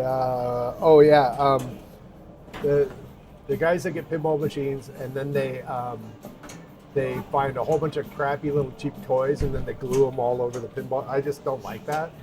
I'd rather have it sort of stock. You know, a little finesse is fine. You know, a little extra LED color or something like that's fine. But I try not to like do super mods or you know, I don't have to do every single mod that is out there. And especially when you have so many games, like it doesn't make sense to do it. I don't even get like color DMDs or anything. I just leave those all stock because nobody cares. The only people that care are the people that have pinballs in their house and they super mod them. So, but your average player doesn't care if it's color DMD or just a regular orange or red one. So, but when I bought the most modded game that I ever bought was my Tales from the Crypt, and the guy had like stuck all kinds of stuff all over it. Like little werewolves in there and tombstones and all kinds of stuff. He did do the one modification, which is the guy from the movie Sin City. There was a little action toy of a guy sitting in an electric chair, and so it fits kind of in the back corner of the machine where it doesn't interfere with anything. It doesn't block your view of anything. It's a nice modification. So he did that. I left that in there, but I yanked down all the extra little cheap toys that were in there. I think I might have left a tombstone or two there, but he had like gone crazy with that machine. But yeah, I mostly leave them kind of soft. I did buy a game. It's a Gottlieb Sinbad, and it had been rethemed for a Linux company. So there's like Tux penguins all over it. Really badly done. So that one is to the point where it can't, and it's not worth restoring back to normal, I don't think. So I'm going to retheme that one to something. I just haven't decided what yet. I'm kind of thinking, I've gone back and forth on different ideas.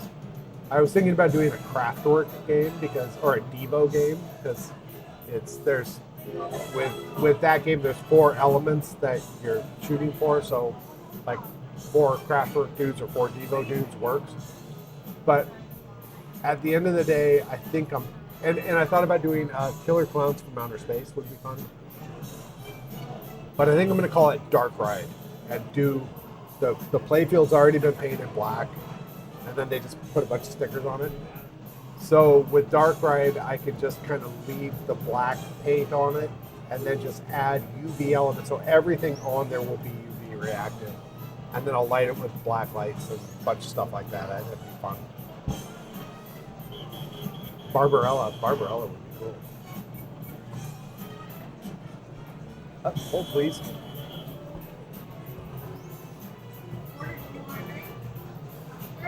That's just regular Coke. Mexican Coke. But there's no difference. So it's got real sugar. Oh, it's gonna be this. Real sugar instead of corn syrup. Give me a real kick. I also want curly, please. Does that have no sugar? What else do you got for snacks? Here, I want snacks. Go grab a drink, but it might be a couple minutes trying to decide.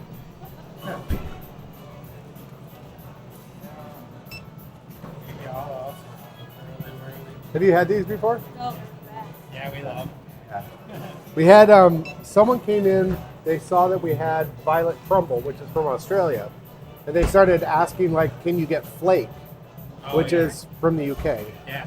And that sent us on a path. So I brought in Picnic, Flake, Curly Whirly, Twirl, These and these are the same as Crunchies, but some people Yeah. think they're better.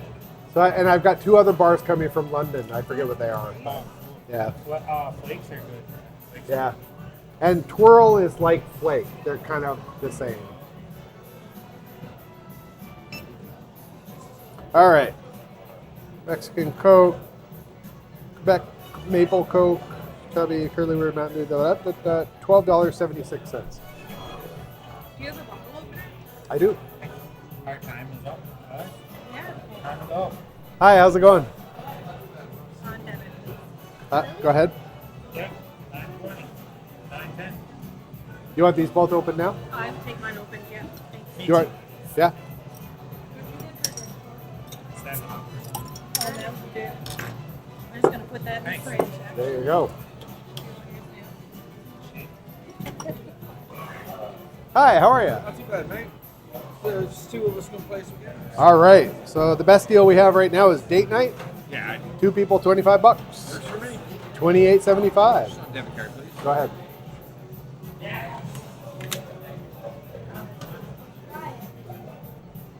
You're good to go. I'll stamp your hand, and if you Okay, I'll tell her to come over. have her come over at some point, just Sure. so I remember that you paid. That's really. Oh, yeah. No worries.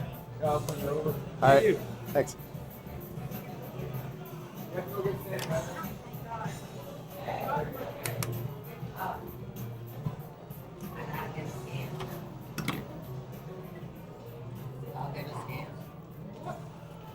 It's just to remind me that you paid.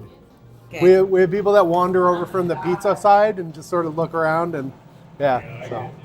All right, you're good to go. Everything's set to pre-play.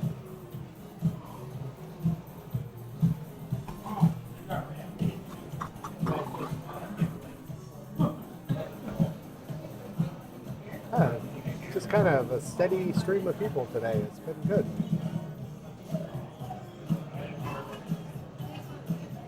Let's see, where am I? Ba-da-ba-ba. Getting caught up in chat here. All right, so Todd asks, have you probably been asked a lot of times, but do you offer or have you considered a monthly membership plan? It's come up before, and we decided against it. I don't really know how it would work. On the island, we do have some kind of repeat customers and stuff that come in a fair amount. But I don't know how that would work. What we did instead is we have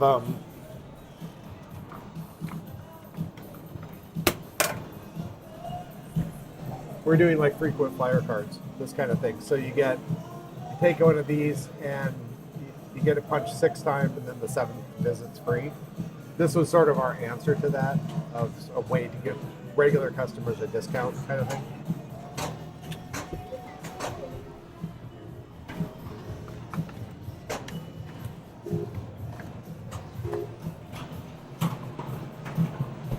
Oh, I forgot I have my Moxie soda. We opened it up to try it because I had never had it before.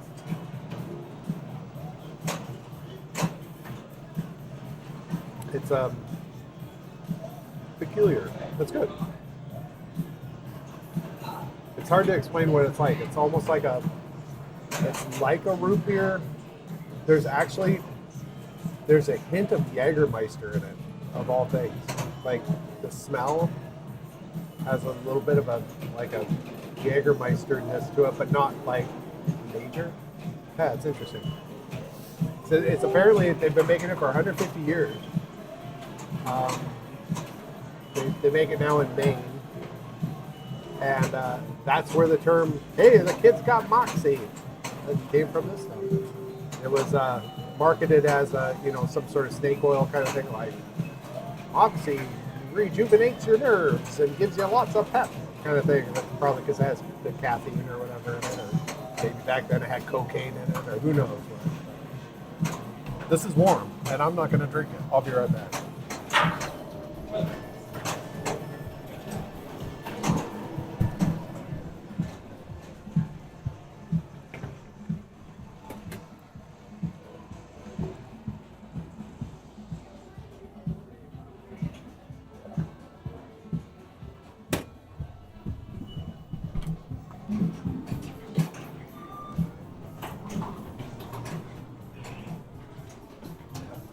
All right.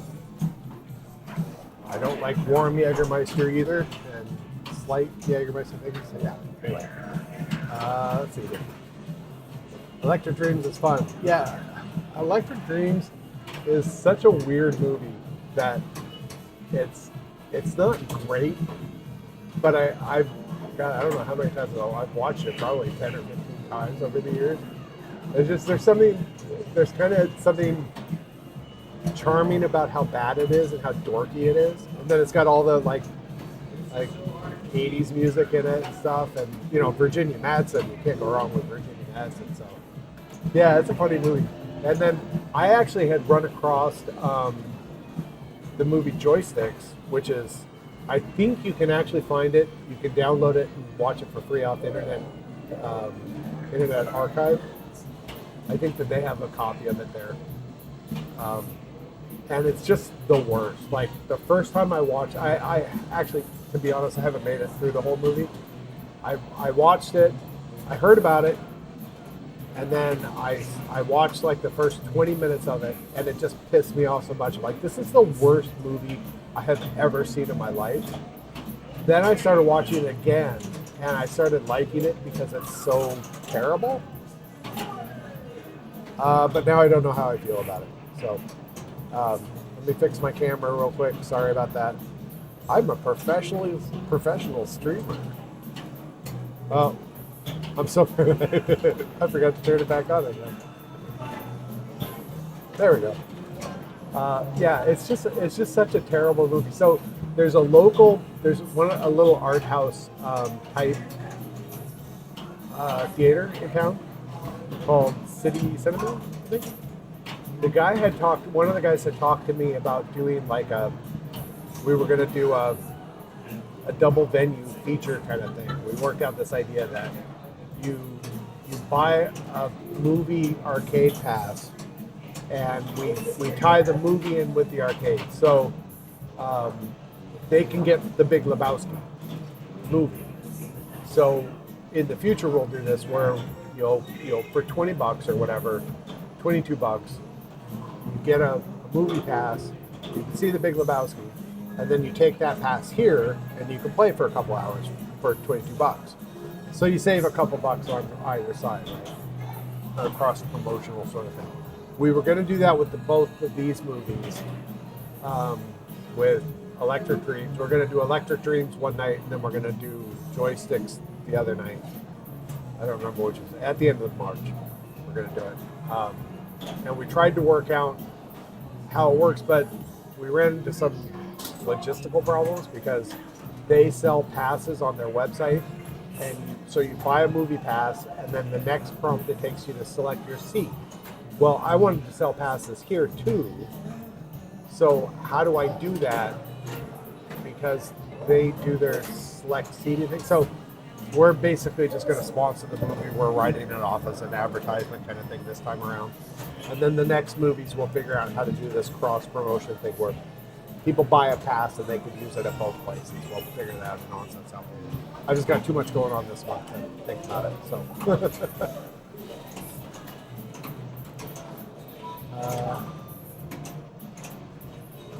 The Electric Dream series or movies? It's the movie from like 82, maybe? An architect, the basic premise is an architect goes to the computer store because he's missing meetings and he's having a hard time managing his life. They talk him into buying, instead of a little Palm Pilot thing, to buy like this full computer system. He takes it home. He uses it to automate his house. So it turns on his coffee maker and locks and unlocks his door. His upstairs neighbor moves in. She's this haughty cellist, and the computer becomes sentient and falls in love with the woman upstairs, while the architect falls in love with the woman upstairs, and chaos and madness and silliness ensues. And yeah, that's basically it. Matthew says, if I ever open up an arcade, I'm going to have one of those vintage 90s condom machines in the bathroom, everything coin op. I actually, if I had the bathrooms here, having bathroom vending machines would be hilarious, where you can get like a stick of gum or a squirt of like cologne.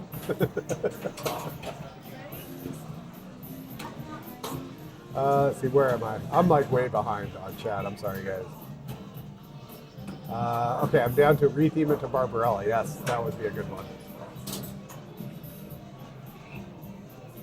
Pins and Fins asks, what machine gets the most plays here?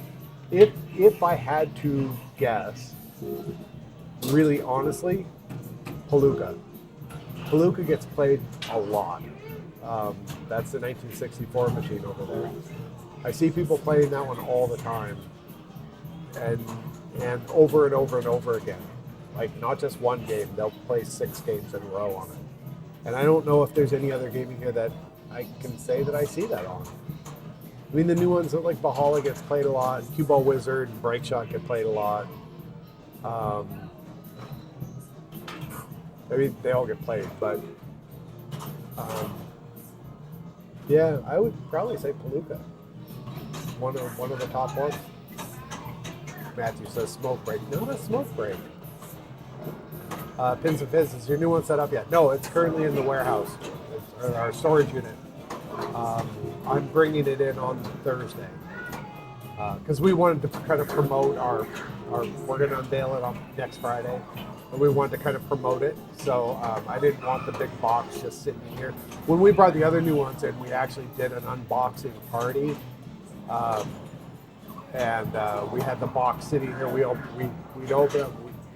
Had people standing around us. I unpacked the machine and did that, but it's a little stressful because you also don't know if like the machine got damaged in shipping and whether it's going to actually work and all the other nonsense. So we're setting it up Thursday night, and we're going to do it then. Thanks for coming in, guys. What do you think of Mexican Coke? Different. It's yeah. Yeah. I like it better Yeah. than regular like Coke in a can. But what's interesting is I also have Thumbs Up over there, Yeah. which is in the same bottle. I've seen that. It said Coca-Cola something here. Coca-Cola from India.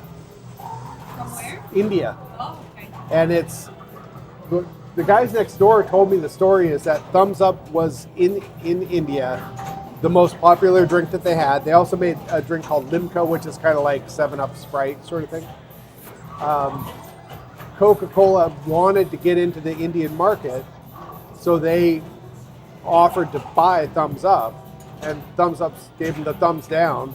And then apparently these guys told me next door, they said, so Coke said, fine, we'll just give Coke away for free for like a year in India, and we'll see how you guys do. And so Thumbs Up was like, fine, we'll sell. But apparently they haven't changed the recipe or anything. It tastes exactly the same. So, and I almost like it better than Coca-Cola. Yeah. This one still has sugar. It doesn't taste very meaty. This one. I haven't tried that yet. Yeah. It's got like a little meat.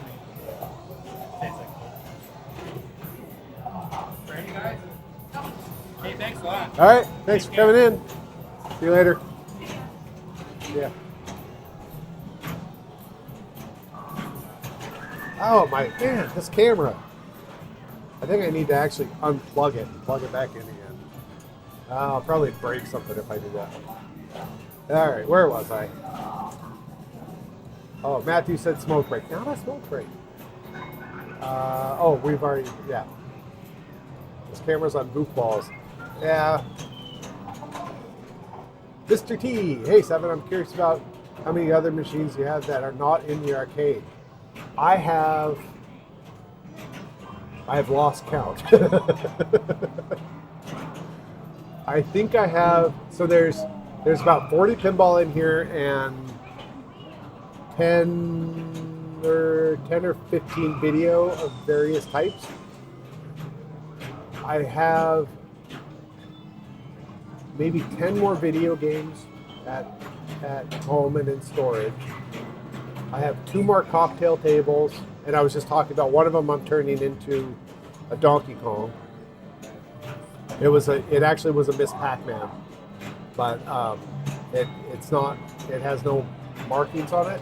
Like the original glass is gone and everything, so I have new glass for it. So, but I have Pac-Mans hanging on the wall. So what I don't have is a Donkey Kong. So that I'm going to turn that into a Donkey Kong. And then another cocktail table which was a Gorf, which I may or may not turn it into a Gorf, keep it a Gorf. It's missing one of the control panels, so it's whether I want to do that or not. I just got another game. It was actually a gambling game called Lucky 8 something. I don't remember the name of it. It's kind of a smaller, almost the size of a cabaret video game. I'm turning that into a Quix, the QIX, that game from early 80s. I love that game. You never see it around, so that's what I'm converting that one into.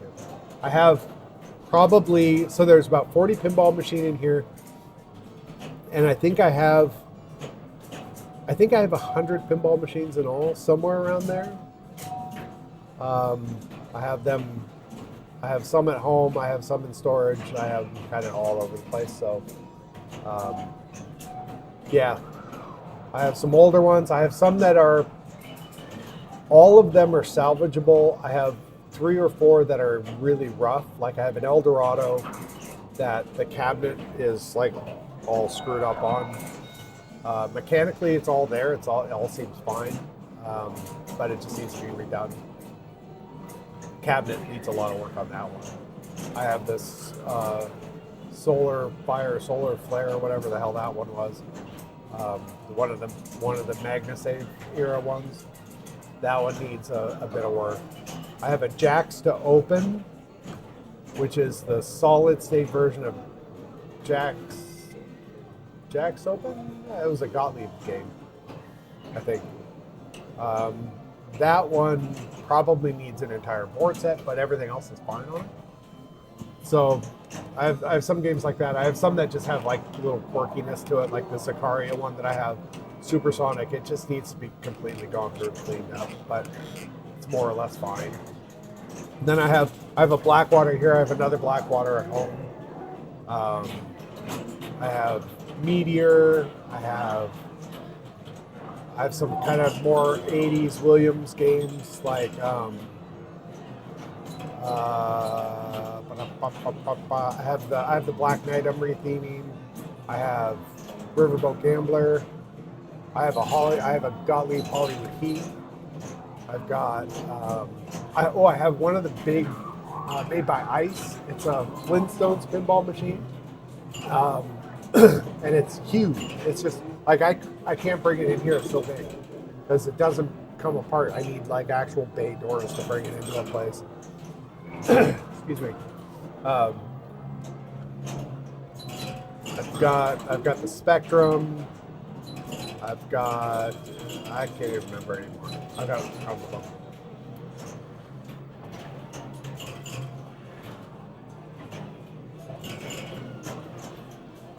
Okay, so Todd says, thanks for your punch card's a great idea. Funny you brought up Jägermeister. I've been drinking that this evening for a tickly cough. Did nothing for the cough, made a change. Rebecca likes music. Hey, how are you?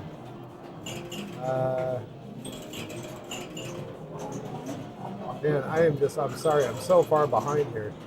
Oh, there goes the camera. God, super annoying. Sorry about the camera, guys. Deactivate. Activate. Whoa. Yeah, it needs, I think I need to physically unplug it, but I'm afraid if I do that while I'm live streaming, I'll never get it back, so. I could get the adventure cam out, but. Where am I? Lots of highs and hellos. Electric Dreams was 1984. Yeah, it was somewhere around there. Matthew says you should just have a 24-hour stream going off in the arcade when it's open, just to sight sounds of music.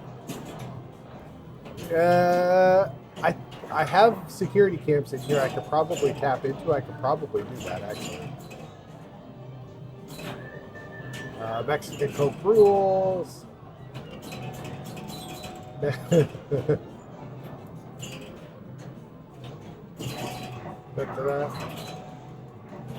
I knew a guy with a Donkey Kong. He was real popular with the dames. Gorf, damn you, that's like a six stack PCB game I've worked on. What a nightmare. Yeah, that's the only thing I'm worried about with Gorf is that I actually don't remember. Are the boards in that one? And now I can't remember. I bought 3 cocktail tables from a guy. They were out in his shed. The one that I have Galaga running on it. That was, what was in there? It was a Galaga.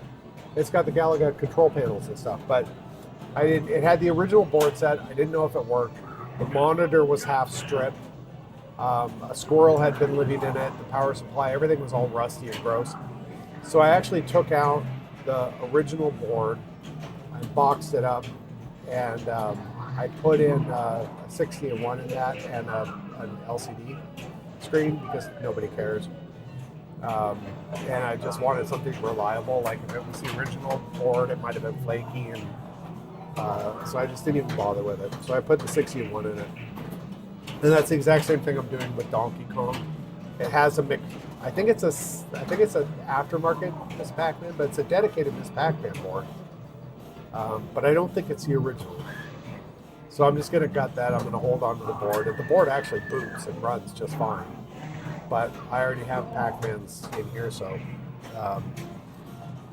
So that one, it already has a joystick, and I just need to add a button to it for that. Because Donkey Kong's just a joystick and a one single button to jump. So I just need to add buttons. But the Gorf one, like, I know it's an old PCB and I know it's flaky, and do I want to get into that? I don't think so. So I haven't decided yet, and I don't even really remember the status of that one now that I think about it, because it was last on my list of the 3 cocktails, because it is missing one. It's got one original Gorf control panel, but it is missing the second player one, I think. So it might be kind of expensive to get. I just don't know. Gorf is like Gorf, right? It's okay. Let's go to the warp zone. Warp zone. Are you talking about a wormhole? Well, if it doesn't work, you don't have the board, so it's your problem. That's true. Yeah. A squirrel was looking at it. Yes, it had nuts and fecal matter in that one over there. So I vacuumed it all up. I cleaned it all out. I sprayed it down with bleachy stuff, and then I hosed the inside down with a nice coat of paint. So yes.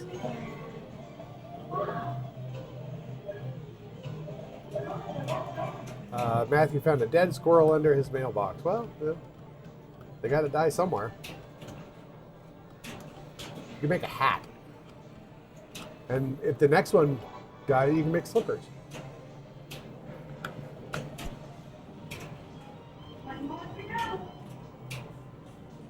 What time is it?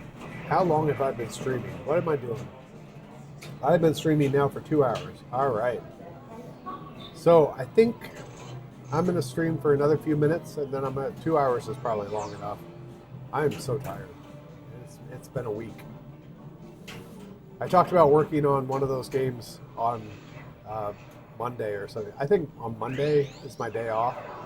I think I'm going to sleep in, and then I'm going to sleep in some more. I think that's my plan for Monday. I'm going to sleep till the crack of noon, and then I'm going to roll over, and I'm going to sleep till the crack of 2. And maybe I'll get up and have a coffee, and then maybe I'll go back to bed. And that's number Wang.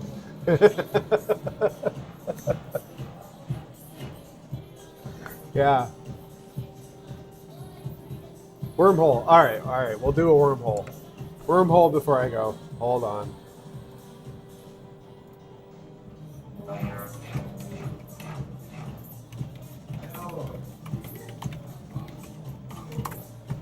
Get the wormhole going here.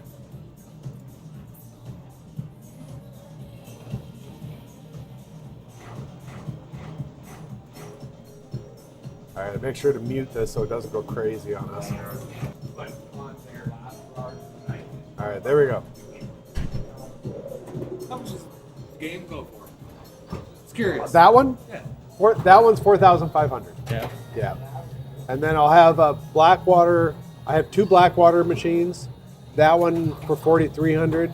It needs some. I need to go through it though. It's acting a little funny. Yeah. And then the other one that I have, I'm gonna probably sell for some 3,200 maybe. Pretty good. all over. They find Yeah. me now. Yeah. Yeah. Oh yeah. Yeah. I love that you do this. I played a pinball machine. Jesus, since I was like a kid. Yeah. We were just going for a smoke there. I'm like, my eyes need a rest. I was like, I'm not used to this. Yeah. The Yeah. first like if I haven't played for a while, my hands hurt right here from sitting on the lockdown Yeah. bar. Yeah. We've actually joked about getting like a little display and selling Tiger Balm for people's for hands and wrists. I have at least this many more machines at home, Nice. and I'm always trying to kind of bring them in, swap them out. We bring new Yeah. ones in. On Friday, next Friday, we're unboxing. Well, we're not unboxing. We're bringing in a brand new Big Lebowski pinball machine, Okay. which took us well over a year to get. Are you from the island? No, Oh. no. You wouldn't know the building though. I was telling my friend about it earlier. There's an old place called. It used to be called the Carriage House, and it's on the St. Peters Road in Marshfield. Okay. And it's an old abandoned restaurant, and inside he's got a pinball machine. And I like tried to get it off him a couple times, but he's a weird old fella. I don't even know if he's the right guy I'm supposed to be talking to. But on the front of it, it's the girl that looks like Tarzan, and the girl. I forget the name of the game. It was around all the time when I was a kid. Looks like Jane of the Jungle almost. Okay. It was very popular. I remember having it at the campground. when I was Is a it kid. like a Tarzan theme thing, or it I think just so, that's yeah. trying to I could think of just what see, that like, could the be? picture on it, and I was like, I freaking remember that. Is it does it have electronic score reels, or does it have mechanical score reels like Palooka and Bali? Like, is it an electronic model, like a think so. solid state one? Yeah, it's old. I couldn't really get a good look at it. It was just from like the door. But I was trying to buy the bar stools off the guy, and he was like, no, it's a restaurant. And I'm like, 20 years ago. And I was like, what's going on with the pinball machine? He's like, no, that's where he was at. I'm like, Huh. people won't let go of stuff. Yeah. Oh, this is I awesome. wouldn't, now it's going to stump me on what game that might be, because there's so many machines, right? Oh, I know. I recently watched the guy that saved pinball. That Yeah, movie. Roger I was like, Sharp that was thing. really yeah. good. I didn't know pinball had such a rough go over. Yeah. Yeah. Yeah. I was like, wow, I remember playing these when I was a kid. I grew up in a campground. So, like, mostly we had, like, the arcade games. Like, there's Right. not so many pinballs. Right. Hot Five was the one that I was on. Sure. Okay. My mom's like, Yeah. you were in diapers? She's like, I just give you quarters and you just sit there and play it and play it and play it. She was like, Popeye was my game. I didn't really play pinball when I was a kid. I grew up in the golden age of the arcades, right? Yeah. So, like, I remember going to the arcade and like, what machines do? Look, it's a frog, and you run across the highway, Yeah. doing that kind of thing. And Yeah. my game was have it around the corner, Battle Zone, the tank game, right? That was when I went into the arcade. If they had a Battle Zone or a Red Baron, that was my first stop. Yeah. And that was actually the first video arcade game that I ever bought was Battle Zone. And it was just a fluke. It found me, kind of thing, right? I had already owned like 70 pinball machines at that point, and Battle Zone found me. That's Yeah. supposed to find you. Yeah. That's yeah. awesome, man. We'll be back in. All right. All right. We're back.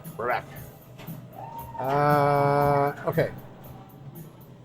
I've got that muted. Okay, good. Got that muted. We're gonna do something different this time for Wormhole. We're gonna take this. We're gonna put it in the middle. No, we're gonna put it off to the side. We're gonna move that around. All right, here we go. So we'll start there. Oh, wait, no, I have to move it on this one. All right, so we'll put it there. And here we go. All right, so how many different dimensions did we get to last time? Like 17? All right, we're too deep now. All right, we're too deep. And we'll move this. We'll move this over here. We'll just move it every time and see how that goes.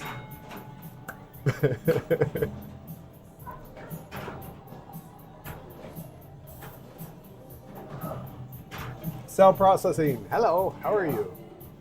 All right, how many do you? Oh, okay, we'll move this one over here. We won't make it bigger this time. Make that one bigger. Oh, and there's Sophia. Hi, Sophia.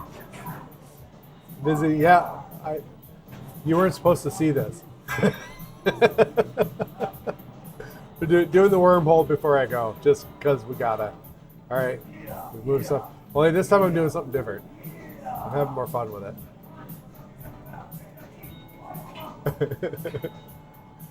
Why are we wormholing off to the side? I don't want to wormhole off to the side. Let's do this. And we'll go back here. We have chat there too. We'll put this up here. This isn't really working how I planned.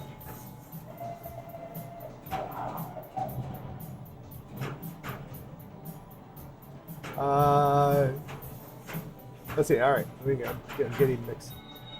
All right, I'm gonna make me little here real quick. Weep. And I'll move myself over here.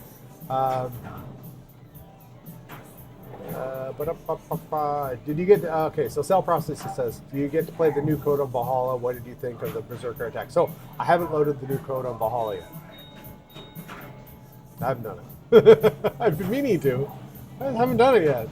So maybe I will do that. Maybe I'll do that tomorrow night. Usually Sunday nights kind of slow down a little bit. And I would rather do it at the end of the day just in case something goes south. Oh, I'm sorry. I'm neglecting my wormhole. Sorry. Let's do that. Yeah, but I haven't done it yet. And I haven't put the rails. I have new rails for the playfield because I've got the rails where the playfield pops off and I haven't installed those yet either. I need someone else here to help with that because that might be easier with 2 people. Wormhole off to the side sounds like a romantic affair on the side. It's the new romantic comedy with Jennifer Aniston. Wormhole on the side. Jennifer Aniston and Adam Sandler. So let me know. Berserker attack was my idea. So what is that mode? I actually I looked a little bit of what I was mostly looking to see what they fixed because the one of the code guys, was it you? I don't know. One of the code guys said that responded on one of my YouTube videos where I was talking about when the optical sensors in the ship go wrong, there actually should be a watchdog script in there that if one of those sensors is failing and it's triggering, it'll keep firing that coil. Well, that coil shouldn't fire unless the other two sensors notice activity too, because you're going to burn out your coils, and that's exactly what happened on mine. So I had said in the video that there should be a watchdog script that just verifies before it fires the coil, verify there was activity on one of the other sensors. And so one of the code guys said, wait for the new update. So I was looking to see if they had included that, but I didn't see it in the bug fixes or anything like that. But oh no, I'm neglecting my movement here.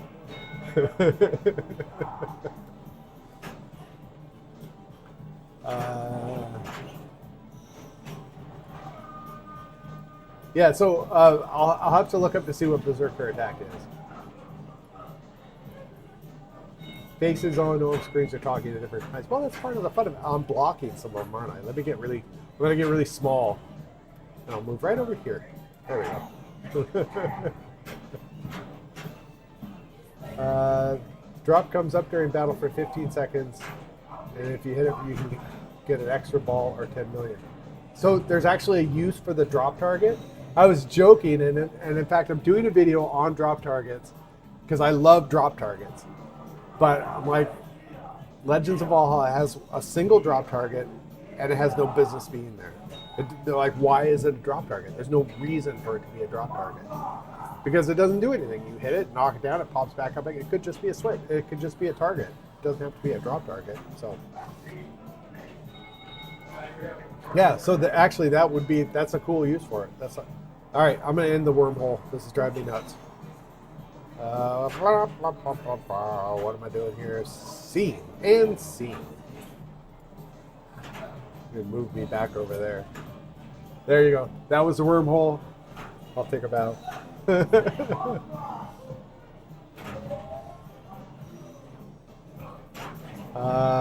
Yes, I complained about it and gave them an idea for it. That's an awesome idea. That's cool.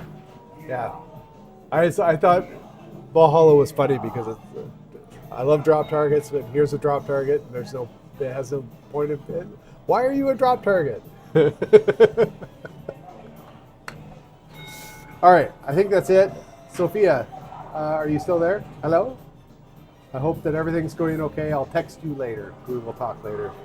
It's I've been streaming now, my professional streaming service. I'm a professional streamer. That phrase just cracks me up.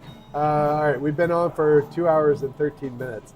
I think this is going to be it. I'm about to fall asleep, so I'm going to call it quits.